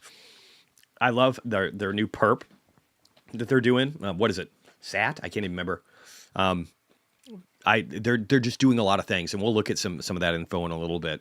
on why I believe that's a good idea. Plus, I mean, it doesn't hurt that they're down like 85, 90%, right? They're down, I think today, they're down 89%. So I think that's also helpful. Metaplanet's down 85. They're down 89. These are the things, I want the things that have already flushed. I don't want BMNR when it went down 10% yesterday. It's down another percent in pre-market. And don't get me wrong, those could do well. Again, I'm just like, this is the way I'm deciding to play it. So just remember that. I do have to use the restroom though, real quick. I'm probably going to do this. I'm going to jump over, guys, real quick. I'm going to finish up that Kevin Hassett interview. I'm going to hit the restroom. Give me 1 second. I'll be right back. Contingency planning is part of what this White House does at the behest of the president every day. And so whatever the world throws at us, we're going to have something. We're going to have an answer. What are the plans for growth coming out of this? Because at this point, we know that this is having a serious impact on the economy. We're going to look at, I mean, is there a case to be made that it's not necessarily 1.5% growth versus 3% growth, but it could be negative? It actually could be a decline for the fourth quarter, given the fact that we're on day 38.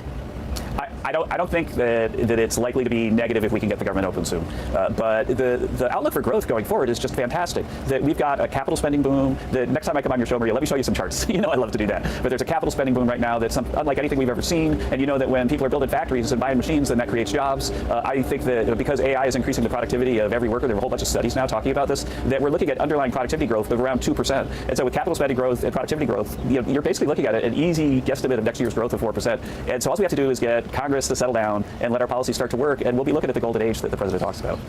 Yeah, it's a good point, and that's something that Nancy Lazar has mentioned many times from Piper Sandler. The productivity and CapEx is so important here. But if we are talking about a weakened fourth quarter, which obviously we are, doesn't that put the fire under the Federal Reserve to move in December? I mean, Federal Reserve officials are split on the path ahead after last month's rate cut. Chairman Jay Powell signaled that the Fed may pause in December, even as some people are warning about a weakening labor report and overall market. I mean, Challenger, Gray and Christmas yesterday said that U.S. companies have announced more than 153,000 job cuts in October, and that is the highest for the month in 20. So yeah, again, massive layoffs. We had massive layoffs. Let's actually jump over here today too. I saw weakness in China data. This is something we haven't looked at in a while either. Let me see. I want to see what we have going on, if there's any data that we're getting today. Are we getting any of this? I don't think we're getting any of this. We might get some. Let's see. Did we get anything earlier? We got, oh no, just Fed Jefferson speech. I don't know why it shows that time. All right, we'll skip this for now. I will see if there's anything that comes up later, but let's hop back over here. 22 years, Kevin. So how would you assess the jobs picture, and what about the Fed? Number of layoffs in over 2 Well, the years. Challenger report was one of the worst. You know, we got like a whole bunch of different reports, and the Challenger report is one of the worst ones we've seen. But to be sure, the labor market is a little bit softer right now, in part, I think, because of the uncertainty over the government shutdown. Yeah, we'll talk about ASST. The bottom line going forward is that the economy will recover and we'll be doing fine if we could just get the government open. And as far as the Fed is concerned, I was very disappointed. Again, you and I have talked about the potential risk that the Fed becomes a partisan organization. Think about it. At the previous meeting, they basically signaled that there would be 3 rate cuts. And then at this meeting, they said, well, probably not in December. And the bottom line is, what was the news between the two? Yeah, and remember the hawkishness that was created, too. He's 100% right. So we've had the Fed create this hawkish narrative, but all these things are going to turn more positive. They'll have to. And let's look real quickly before we continue letting him talk. I want to see what the CME Fed Watch tool says today. It's got a 69% chance of a rate cut in next meeting. So it's still over 2/3 that we're having a rate cut. Meetings. The news was that the shutdown created a negative shock to GDP, which should make them more likely to move. And we got inflation numbers that were better than 43 economists that were expected, which should make them more likely to move. Real quick, and they said they're less likely to move, and then we'll do Tesla. which is really a puzzle. And so I think that you're right that the weaker numbers from the shutdown are going to make it like really indefensible if they don't move. But I'm not sure that they haven't become a partisan organization that's going to be playing politics.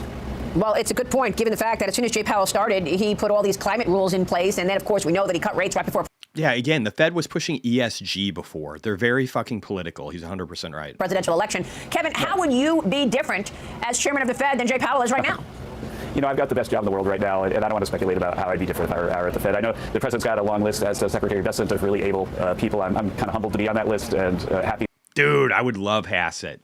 I think he's fucking great. I think he's a better conveyor. Stephen Moran is very robotic. He reminds me of Sheldon with the Big Bang Theory, if anybody knows that. But he's brilliant. He's like brilliant, absolutely brilliant. If you look at his interview with, I think it was Nick Bhatia. Was it Bhatia? No, it was Jack Farrell or whatever. Forward Guidance, I think. It was with Jack that Stephen Moran was being interviewed, and he was just like brilliant. He was showing the formulas of everything, talking through it. Hard to listen to, but brilliant. But I think Hassett would be a perfect person for communicating what's going on. So clear. Well, we'll be watching that. I know the president relies on you so much. All right, we're going to let that go. So that was a nice little segue. Let's get back over here. Real quick, JP Morgan is now a Bitcoin bull, saying $170,000 is coming in the next 6 to 12 months. I'm actually kind of feeling like this is going to be a really dragged on bull market. That's my base case right now, is that.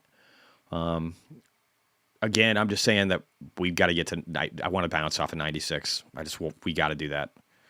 Willy Woo, again, liquidity behind BTC is starting to make recoveries, seeing leading signal dotted line. If this recovery continues, typical price confirmation is approximately 2 weeks later. I agree with that. Scottie Pippen, not just a basketball guy, telling you to buy the dip. I think he's right. We got Frank saying top buyers capitulating at exactly the wrong time is how bottoms happen, saying that all the people that are puking here are short-term holders. That's what STH means. Keep in mind, ETH is where Wall Street will build. So again, this could very well be true. I'm just not focused on it right now. I want to see markets. I want to see markets get. Well, I shouldn't even say markets. Macro get fundamentally better and know that we're in a really strong bull market. And I don't even know. I might be focusing on other things during that time and not necessarily crypto. We'll see. I'll probably wait for a flush out. I think I'm done. Strive. Okay. Yeah. So Strive, ASST. I don't know why I have this in here, but this is where we'll do our segue. Acquired 72 Bitcoin, bringing our total holdings to 5,958. This was on October 28th. The 72 Bitcoin were acquired. Let's look here real quick, though. I want to see where are they on the list of Bitcoin treasury companies. They're 17. That's a pretty good place to be. This company, I think, is going to be one that's built off of acquisitions, especially, but they also have some cool products that they're using, I think, to be able to do a lot of stuff with the company. But I think they could get up. I think they can get to the top 10. I don't know how quickly they do that, but I think they can get to the top 10. 72 Bitcoin were acquired using proceeds from the exercise of traditional warrants on 10/27/25. These warrants were previously issued to investors in May 2025 PIPE financing. So again, they had this big, huge pipe of financing. It's a lot of money. Do I still hold Smarter Web Company? I do. It's just dwindled down to like nothing. And I did sell some a while ago. I think it was a couple months ago to buy other things which have performed better.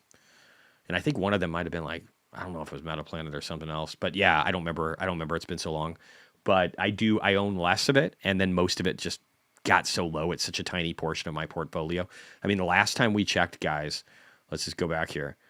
It was small, and you guys can go over here. I updated it recently. It's changed just a little bit.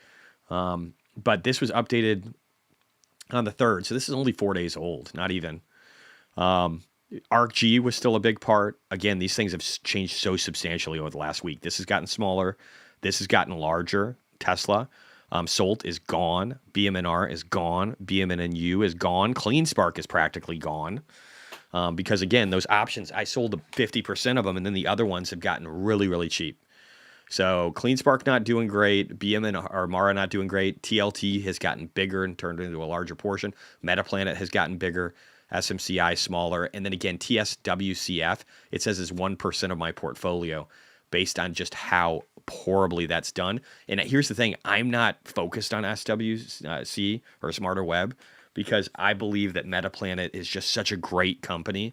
And I like the fact that they are the only one in the Japanese market for Bitcoin treasuries. I like that they're the second largest Bitcoin treasury. I like MetaPlanet in so many ways. And I should say this, 4th largest Bitcoin holder, but second largest treasury because Mara and then XXI. I guess XXI counts. So really it's the 3rd highest treasury and then the 4th highest for holding Bitcoin. But I like MetaPlanet a lot better, honestly. But yeah, so Strive is sitting at like 17. I think this can go a lot higher. Let's actually jump over to that. Let's go to ASST real quick. And I do want to talk about Tesla as well. We'll do that. Man, CleanSpark was 24 a couple of weeks ago. That hurt. I know. I'm glad I sold 50%. I wish I would have sold like fucking 80, dude. Because again, if you got November calls, it's at 1460 this morning. Now, can it still get above 20 and turn into some decent money? It could. Oh, unblock me? Okay. All right. Who are you? Let's see here. I can do that. Give me 1 second. But yeah, I don't know. I don't know what's going to happen with them. I'm glad that I was selling I'm glad I was selling and took some profits, man, because it could have been way worse. Dhruv Patel, what do we got here? Can you talk about MicroStrategy? Yeah, we can. I'll do it real quick, and then we'll jump back over to ASST. So I don't like this chart. This looks like a descending triangle. It looks fucking horrible. I don't know, man. I think MicroStrategy's found its top. Don't get me wrong. It could go up here again to maybe, I'd say 388 or 389 is my top now. So I don't even believe in this. If we are going higher, I think MicroStrategy does something like this, where it's got maybe 60, 65% upside. Well, actually, I guess it's more than that because it's way down here this morning, down another 6% today. Fucking A. That is painful. That is crazy. So yeah, it could go maybe 75%, 77 or something like that between now and the end of the cycle. So you could make some money off of it, but like, why bother? It doesn't seem like something you should bother with. All right, ASST, I want to look at that chart real quick, and then I want to talk more news. Common shares for CleanSpark, that's probably smart. That's a better place. If you're going to hold CleanSpark, I would do it in shares. Any of these miners, I would do it in shares. So ASST is way the fuck down here. It's dropped a little bit further. It's dropped under peak volumes. Again, I think that downward pressure is going to be limited in nature. I think it's got a lot of upside potential. I'm going to take this off the table. I don't want to get greedy. There's a gap up here that I think we'd still hit. And I want to talk about this $10 number. That is such an important number that you need to understand. And we'll be doing that right now. So I believe you can make 512% to, I peak out at 10, 621. So 512 to 621. So if we think that markets are still doing good without, so first off, this thing has already dropped. It already dropped from the $12-ish range, the $12 to $13 range, which has been in historically over the latter part, Q2 of this year or the second half of this year. Dropped from 12 to 13 all the way down to 76 cents. So this thing's already went down like 98%, man. It's had a huge drop. So I think that this is great. What did you say about James? James Invest Answers has contradicted himself with MicroStrategy and Metaplanet. Second time I've disagreed with him. What do you mean by contradicted? I'd be curious. Poley said Saylor said Strike will be one of the survivors of the treasuries out there with MSTR, of course. He likes ASST because of their ingenuity and execution in team. I agree. And that's what we're going to jump into now because we need to talk about it. What are your thoughts on PayPal? I don't like PayPal as a company. So I'm probably not going to be touching them again. They don't seem to execute well, and they're woke. And they are seeing new adoption, though, on PYUSD. They need to fix their app. I just don't like them so much. Opens in 1 minute. Yeah, it's happening right now. I'm probably going to skip it. We can talk about it a little bit. We'll see if things are moving around. CleanSpark's down 3% on open. Iron's down 3%. MicroStrategy's down 5%. That's crazy, right? When the miners are doing better. Tesla's down 1.95%. ARC Genomics is down 2.75. Solana, the 2X fund's down 4.2. BMNR is actually almost flat, so it's looking to get a bounce. It got really hit hard yesterday. Smarter Web is flat. Let's see, where's ASST? ASST's down 5%, trying to find a floor. And let's just look at the rest of the market here real quick and see how it did on open. It's pretty red. I mean, it's a pretty red morning. And then we'll hop over here and start talking about... there we go. Changed for the day. So we changed it to the day. This is what we're looking at. It's not super great. It looks like consumer non-durables, energy and minerals are doing all right. Some health tech, some consumer services. Most everything is red. But yeah, so ASST 12 perp opens at $82, starting at $84.50. I haven't looked at this again. I need to. He said, I think it's headed to 95 soon, just my two sats. So they're doing a variable rate preferred. It's called SATA. Node has requested an allocation in SATA. Strives cumulative senior variable rate preferred, designed to deliver high current yield with capital stability. Structure and mechanics, $100 is par. Cumulative monthly pay. Initial target is 12% annualized. That's a great return. Dividend rate is variable. And again, this has been backed by Saylor, which is pretty fucking amazing. He said management can raise or lower it to keep trading in a 95 to 105 range. A 12-month dividend reserve is funded at launch to ensure continuity of continuity of payments.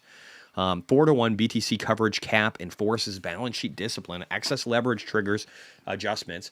Collabable at 110. ATM issuance limited at the 95 to 110 range. This is just, they're literally giving you a roadmap of the ranges that they're trying to establish with this one, which is great. Yeah, it's a pretty red day. And then deferred dividends compound up to 20% annual. And preferred holders gain governance rights if payments are missed. So this is like probably one of the most attractive type of like perp bond type issuances that I've ever seen. Maybe arguably even more attractive than MicroStrategy right now, even though, again, less tested. But he's just created all of his stuff this year. MicroStrategy down 6% as of talking about this. Metaplanet's up 1.71%, so I'm glad I bought that yesterday. ASST's still down 6.5%. We'll see if that can recover. So it's attractive risk to reward at the $80 issuance. SATA's current yield is roughly 15% based upon the 12% target. I don't even have this as a chart. Maybe I should bring it up real quickly. I should give you a roadmap of kind of what's going on today too.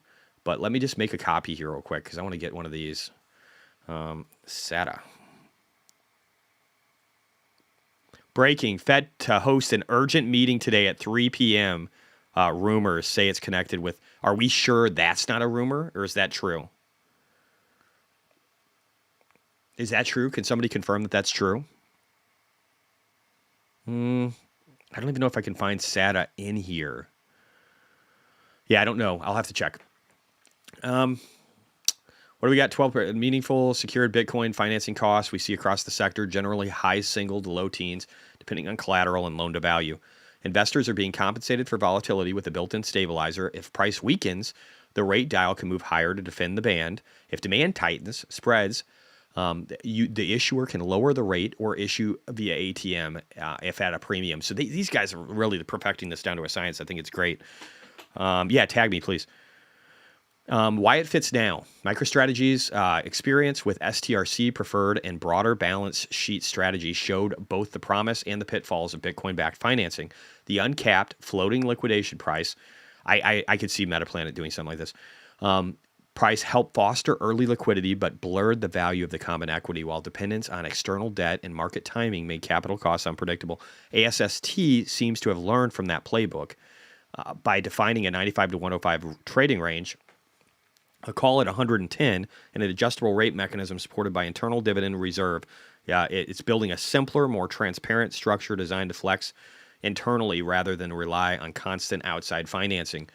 This approach is well suited to an ecosystem still learning to finance itself on transparent market-based terms. I think that's great. I got to look at all this. Leadership credibility. Cole Macro stands out as us to among digital asset treasury DAT operators. Before founding ASST, he founded over $70 billion in active fixed income portfolio at CalPERS, where his focus was on risk management, structured securities, and derivatives, skills that translate directly to designing resilient capital structures. That background gives ASST an uncommon ability to measure, hedge, and fund risk internally rather than relying on third-party platforms for custody, lending, or yield. So this is like a vertical integration of all of this. It just sounds great. ARCG, yeah, if ARCG's getting hit again today, I'm probably going to be a buyer. We'll see. I might do nothing today and just go in and enjoy life. We'll see. Because I want to save my TLT for later, and it's down today. It looks like 0.39. Vivek Ramaswamy has been instrumental in funding and M&A and leveraging his capital, markets experience, and political network to give ASST access to investors and strategic partners that few DATs can reach. Again, J.D. Vance was an investor in this, and Peter Thiel was an investor in this. All round one. And what's his name? Bill Ackman. So this guys, like the amount of capital these guys have access to, and then now Mike Alfred is in this too. Bottom line, we view SATA as income with a stabilizer, a double-digit cash yield at issue with a clear ceiling and real levers to defend capital. Node has been bearish on digital asset treasuries for some time, given weak governance and opaque funding structures.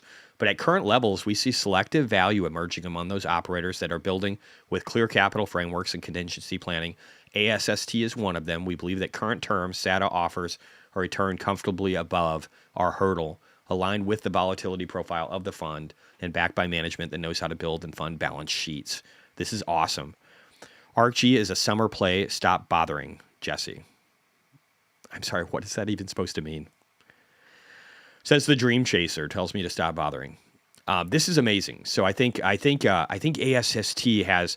I like the fact that they were built to be anti-woke version of BlackRock, where they want to be big, they want to be on the boards. Guys, we're dropping into 99.5. We're getting closer to our 96 mark. I think that's where we bounce. But I like the fact that BlackRock, or that they're trying to be the anti-BlackRock, and they're trying to basically prevent this woke leftist push across boards to drive companies into directions that they shouldn't be going in. I think this is good across the board, and we want to see it. I think he was talking about ARCG to stop bothering you. Oh, okay. Yeah, I don't know. Stoney said Fed may soon need to expand balance sheet or liquidity. Ooh, whoa. Okay. 1 second. I want to hear that. I want to see that post. That's a good post. So now we're talking about emergency funding, guys, from a Fed chairman. Yeah, that's a big deal. That's a big deal. So I was talking about that on top of the end of QT and on 12/1 and the government reopening and that $1+ trillion of liquidity. We could be seeing QE even sooner. That's amazing. That's great. I posted this. This was Grok, guys. The reason I posted this, not all these numbers are right. Just it doesn't always do math right. But it says, based on the latest value of the market data, I'm going to ignore a lot of that. It says warrants information from asset entities, most recent outstanding warrants, 1.437 million. I think that's right. I need to confirm the results. I need to do further research with other chat bots and just by also referencing sources myself to confirm some of the numbers. But the warrants have an exercise price, and I believe this is right, of $11.50 per share. It says, note, these are currently deep out of the money, but for this hypothetical, we assume exercise regardless. So these are way outside of the money. The exercise price is $11.50 per share. So I think that ASST could literally run to the $10 range and not have to worry about those warrants being exercised. That's my thesis, and I need to do deeper research to make sure that it's real. I want to remind you guys, though, that on September 15th, I told you guys, I said, pipe deals suck. I fear the same thing is coming for ASST when the merger completes. And then I sold all of my shit at the $12 range. And to be clear about why that's pretty awesome, because I want you guys to make sure that you understand this. Let me get over here. Is this ASST? Nope. Okay. Where's my ASST? Are you over here? You're over here. Let me bring you over.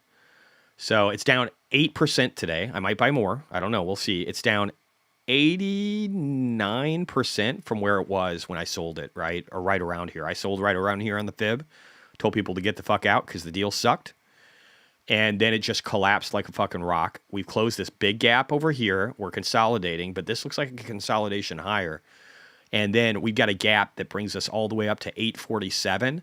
And we know that if we're right, warrants can't be exercised until over here.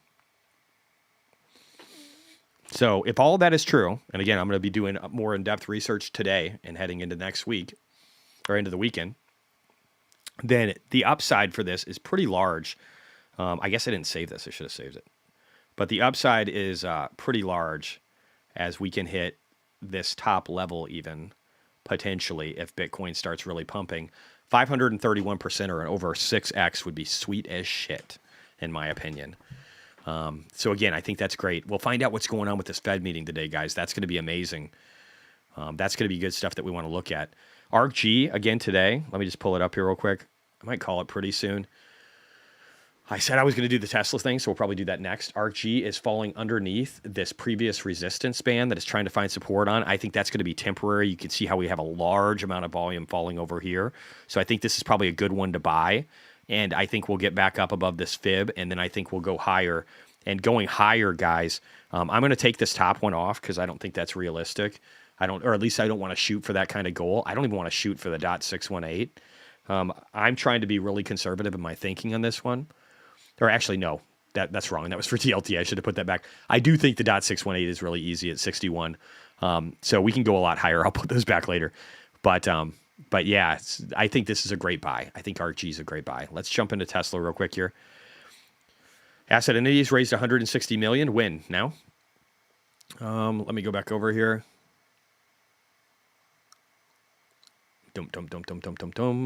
Tesla, where are you at? Right here. All right, so if you guys didn't see this is fucking amazing. Just look at this. Look at this robot now. There's the person dancing. And then look at where we are. We got Musk. Optimus will eliminate poverty. He also told us that they're probably going to start creating chip fabs themselves. They're going to be a fabricator like TSMC. And like what Intel's trying to do. They also did a deal with Intel. I don't know if Intel's up today. Let me know, guys.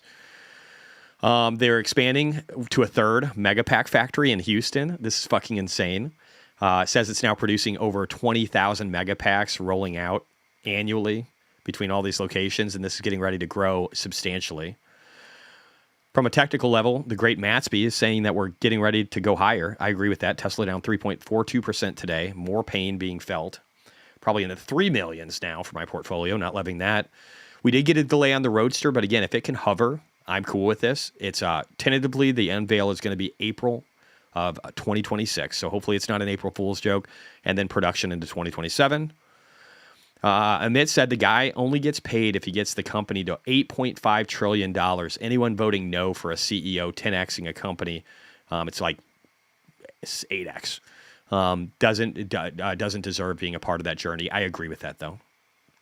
54 years since the UK last launched a satellite from British soil. They're saying the House of Lords is saying they need to distance themselves from Elon Musk, but Elon Musk is literally putting up all the satellites for the world right now. Over 90% of the payload mass for the world is going through him. He also said that he might IPO SpaceX in the future just to be able to give us the ability to get into it.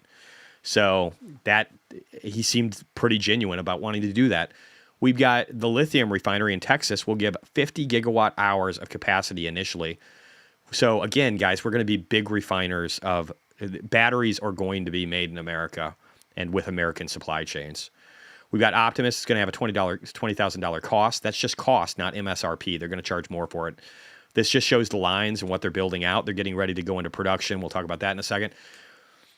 Human distraction is the top cause of vehicle accidents. Tesla doesn't get distracted. There's 85% less crashes with Tesla FSD. That means 35,000 less fatalities and 2 million less injuries from November of 2024 to November of 2025. So in a year, 2 million less people injured. That's amazing.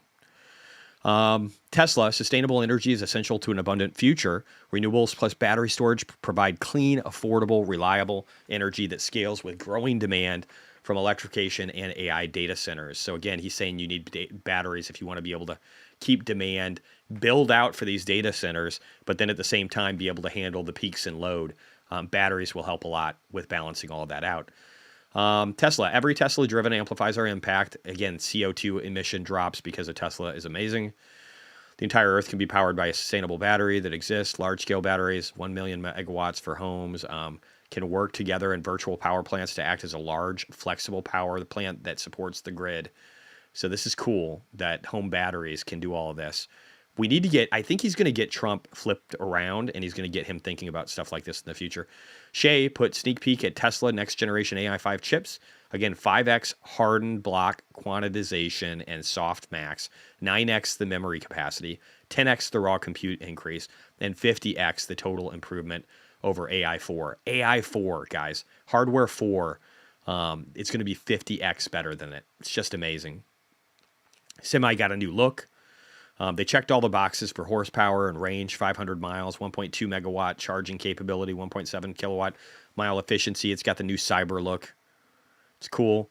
BYD, I said, isn't even doing that well either. So really, there's just Tesla. So Robert Sterling posted, there are two and only two groups that have figured out how to produce mass EVs profitably and at scale. And here's the thing, BYD hasn't. If you look at all the government subsidies, Tesla doesn't have government subsidies. They're still going to be able to do it. BYD cannot. And so he said there's only two groups that have done this, BYD and Tesla. Really, there's one, because the F-150, Ford is considering scrapping the F-150 pickup truck. Everybody makes fun of the Cybertruck. It's going to be one of the only EVs you could buy. Straight up. Okay? And BYD's sucking. Ford is sucking. Everybody's fucking sucking. You know what doesn't suck? Fucking Elon Musk and Tesla. Elon Musk put true, without SpaceX, China would have outlaunched the United States into space year after year. So if you look at SpaceX on this, these look like they don't even exist. But without SpaceX, look at it. They're beating us in everything. It's only with Elon that we're beating China. Tesla is rumored to have placed an order for 1,000 robots, 22 DOF hands with Chinese suppliers. Oh, that's old. There's more here. Again, they showed the manufacturing process. Production begins in April of 2026 for the Cybercab. Sub 10-second cycle time by that time. They're hoping to get it down even lower, down to 5, I think. No pedals, no steering wheel. Sorry for Farzad. This is just amazing. It's just amazing. Let me see if there's anything else. There were more videos of dancing and stuff. I don't know where they went. They're not sitting in my feed for some reason. Maybe they moved. Oh, I want to show you this. Holmar's catalog. This guy used to shit on. He's a good guy. Like, he'll tell you the truth. He'll tell you when FSD sucks, right? He said, I've went 1,420 miles, driven entirely over a period of 3+ days with the new version 14 of Tesla, and he hasn't intervened once in 1,400 miles. That's fucking amazing. Hey, missed the beginning. Isn't CleanSpark under the multi-year support now? I mean, CleanSpark's getting hit like everything. My options could totally turn to dust in this thing. It's getting whacked. It's at 1434. Is it under multi-year support for volumes? No. Is it under multi-year support? I mean, it depends. If you're talking about this first little volume profile over here, sure.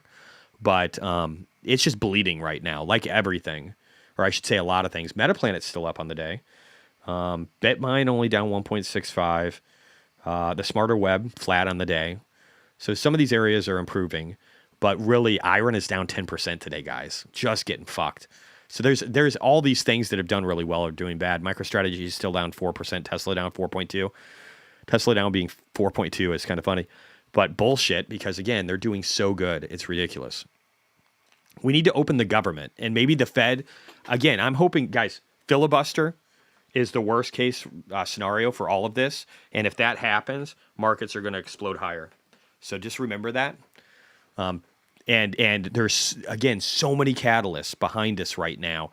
Once we get the government reopened, if we get the filibuster in place, or even if we don't get the filibuster, if we just get the government reopened and the TGA starts spilling over $1 trillion into the economy again, you're going to see a nice bounce. This could be the perfect bottom for this administration and their stock market. And their stock market, I just want to remind you, we filled the S&P gap, we filled the NASDAQ gap. Their stock market for this administration has not been bad, right? We started over here. We plummeted like a rock. Trump told you to buy. I told you to buy. If you bought, you made a ton of money. And right now we're going down. Again, we could go down even further. We could go down to like the 6,500 range on the S&P, or we could stop right here. This is a great place to stop. But I think if you fast forward in 2 weeks, I think we've already seen the bottom. That's what I think. I think the government's open. I think that we've had an emergency Fed meeting maybe and continued to lower interest rates. I think maybe Treasury Secretary Bessent starts to pull some levers to get that extra 0.5 to 1% lower in bond markets. And I think we're seeing increased demand from Warren Buffett in regard to treasuries. I think you're going to see more of this, okay? Filled all the closed daily gaps on the S&P also. Yeah, that's what I was showing, S&P on this one and the NASDAQ, both of them. And so I think we're probably looking at the bottom right now, but I think if it gets worse, you'll want to be able to apply your capital. And if you don't want to hurt, right now probably isn't a good time to get out of 2X funds. Maybe wait for a little bounce, but I don't know. Again, if the next week is more painful, that's going to be horrible advice. But I'm out of 2X funds. My option values are very low outside of ARKG and TLT as my hedge. They're very low. So my downside risk is not bad at all right now. Don't worry, guys. If Josh Mandel is right, we're at 444,000 tomorrow. That's reassuring. Fill all the daily closed daily gaps. Nope. Okay. Turner, what would a good Metaplanet target be for the current climate? I actually think we're there. Let me pull up Metaplanet real quick. This is kind of a long one today. It's already almost 9. But so we've done this for 2 hours. But I think we're already there. I think it's kind of double bottoming right now. Now, again, it could go lower. Maybe this thing gets washed out even more, but it's kind of where it was, right? This looks like a W bottom type situation, especially if we looked at it on the daily. This looks more like the potential for like a W bottom of some kind that sends us higher. But who knows? I mean, it's down 0.57%. If this cracks, it'll go even lower. And then it's not a W bottom. But we do have the RSI bullishly diverging on this one, and we're down 84% roughly from the high. So to me, this is a good place to be. This thing probably doesn't have a lot lower to go. If you look at the Japanese market, it could, but we're already sub 1 for the NAV. So it's kind of ridiculous. These guys had virtually no debt, and they just issued more debt for like 100 million, but they had no debt before that, like none, like virtually nothing. And so I think they're taking some risk here because they think that the market's going to be higher in the next couple of months. And I think that's true. Tesla chart. Yeah, we can look at it. Tesla still looks good. I think that great Matsby chart is still holding true. If you look at Tesla, so we're near, we're trying to find support right on this peak in volumes over here. This is also where this trend line, where we broke above it. So it looks to me like a back test before going higher. I strongly feel that way about Tesla. Even if this thing did break down a little bit here, I think it's just going to be a rising, broadening wedge, and I think it's going to be bullish to the upside. Tesla is not done yet. They're firing on all cylinders, and I only see that continuing. They're only down about 3.8 now, so it's getting better. How much do you think BTC will be at the end of the year? I don't know. I don't even know if it tops at the end of the year. Maybe it's going to be January for the first time like ever. It's weird to say that. Or we have a blow off top. It just seems like the blow off top for that to end around Christmas seems odd. It seems like if anything, we're just going to feel some pain for a few weeks and then start to recover dramatically if we end the filibuster. It could be 128. I think could be it. I think that's fair. I kind of have it over here on the screen. You know, I think we could go up 30% from where we are, and so a lot of things could do really well off of that. JY Reasoning. I have a bunch of minor calls. Yeah, I hope, or all of our minor calls go to shit, and then the market starts going up. That's possible too. I'm probably going to call it here, guys. Again, I know it's been scary, but I think there's a lot of levers that can be pulled, and I think that things are going to get better before they get worse. Thune said, I'm willing to give Democrats all the things they want. What? I'll have to look at that later. But all right, so hang in there, guys. I do think it's going to get better. If you need to, though, to reposition to be more conservative, I think it's probably better to do that earlier than now, especially with calls. I think right now, if you're already kind of underwater and there ain't much left, and you got time, especially if it's December or January calls, I would hold out. Anyway, peace out. I love you guys. I will talk to you on Monday, and I will see you online in the meantime.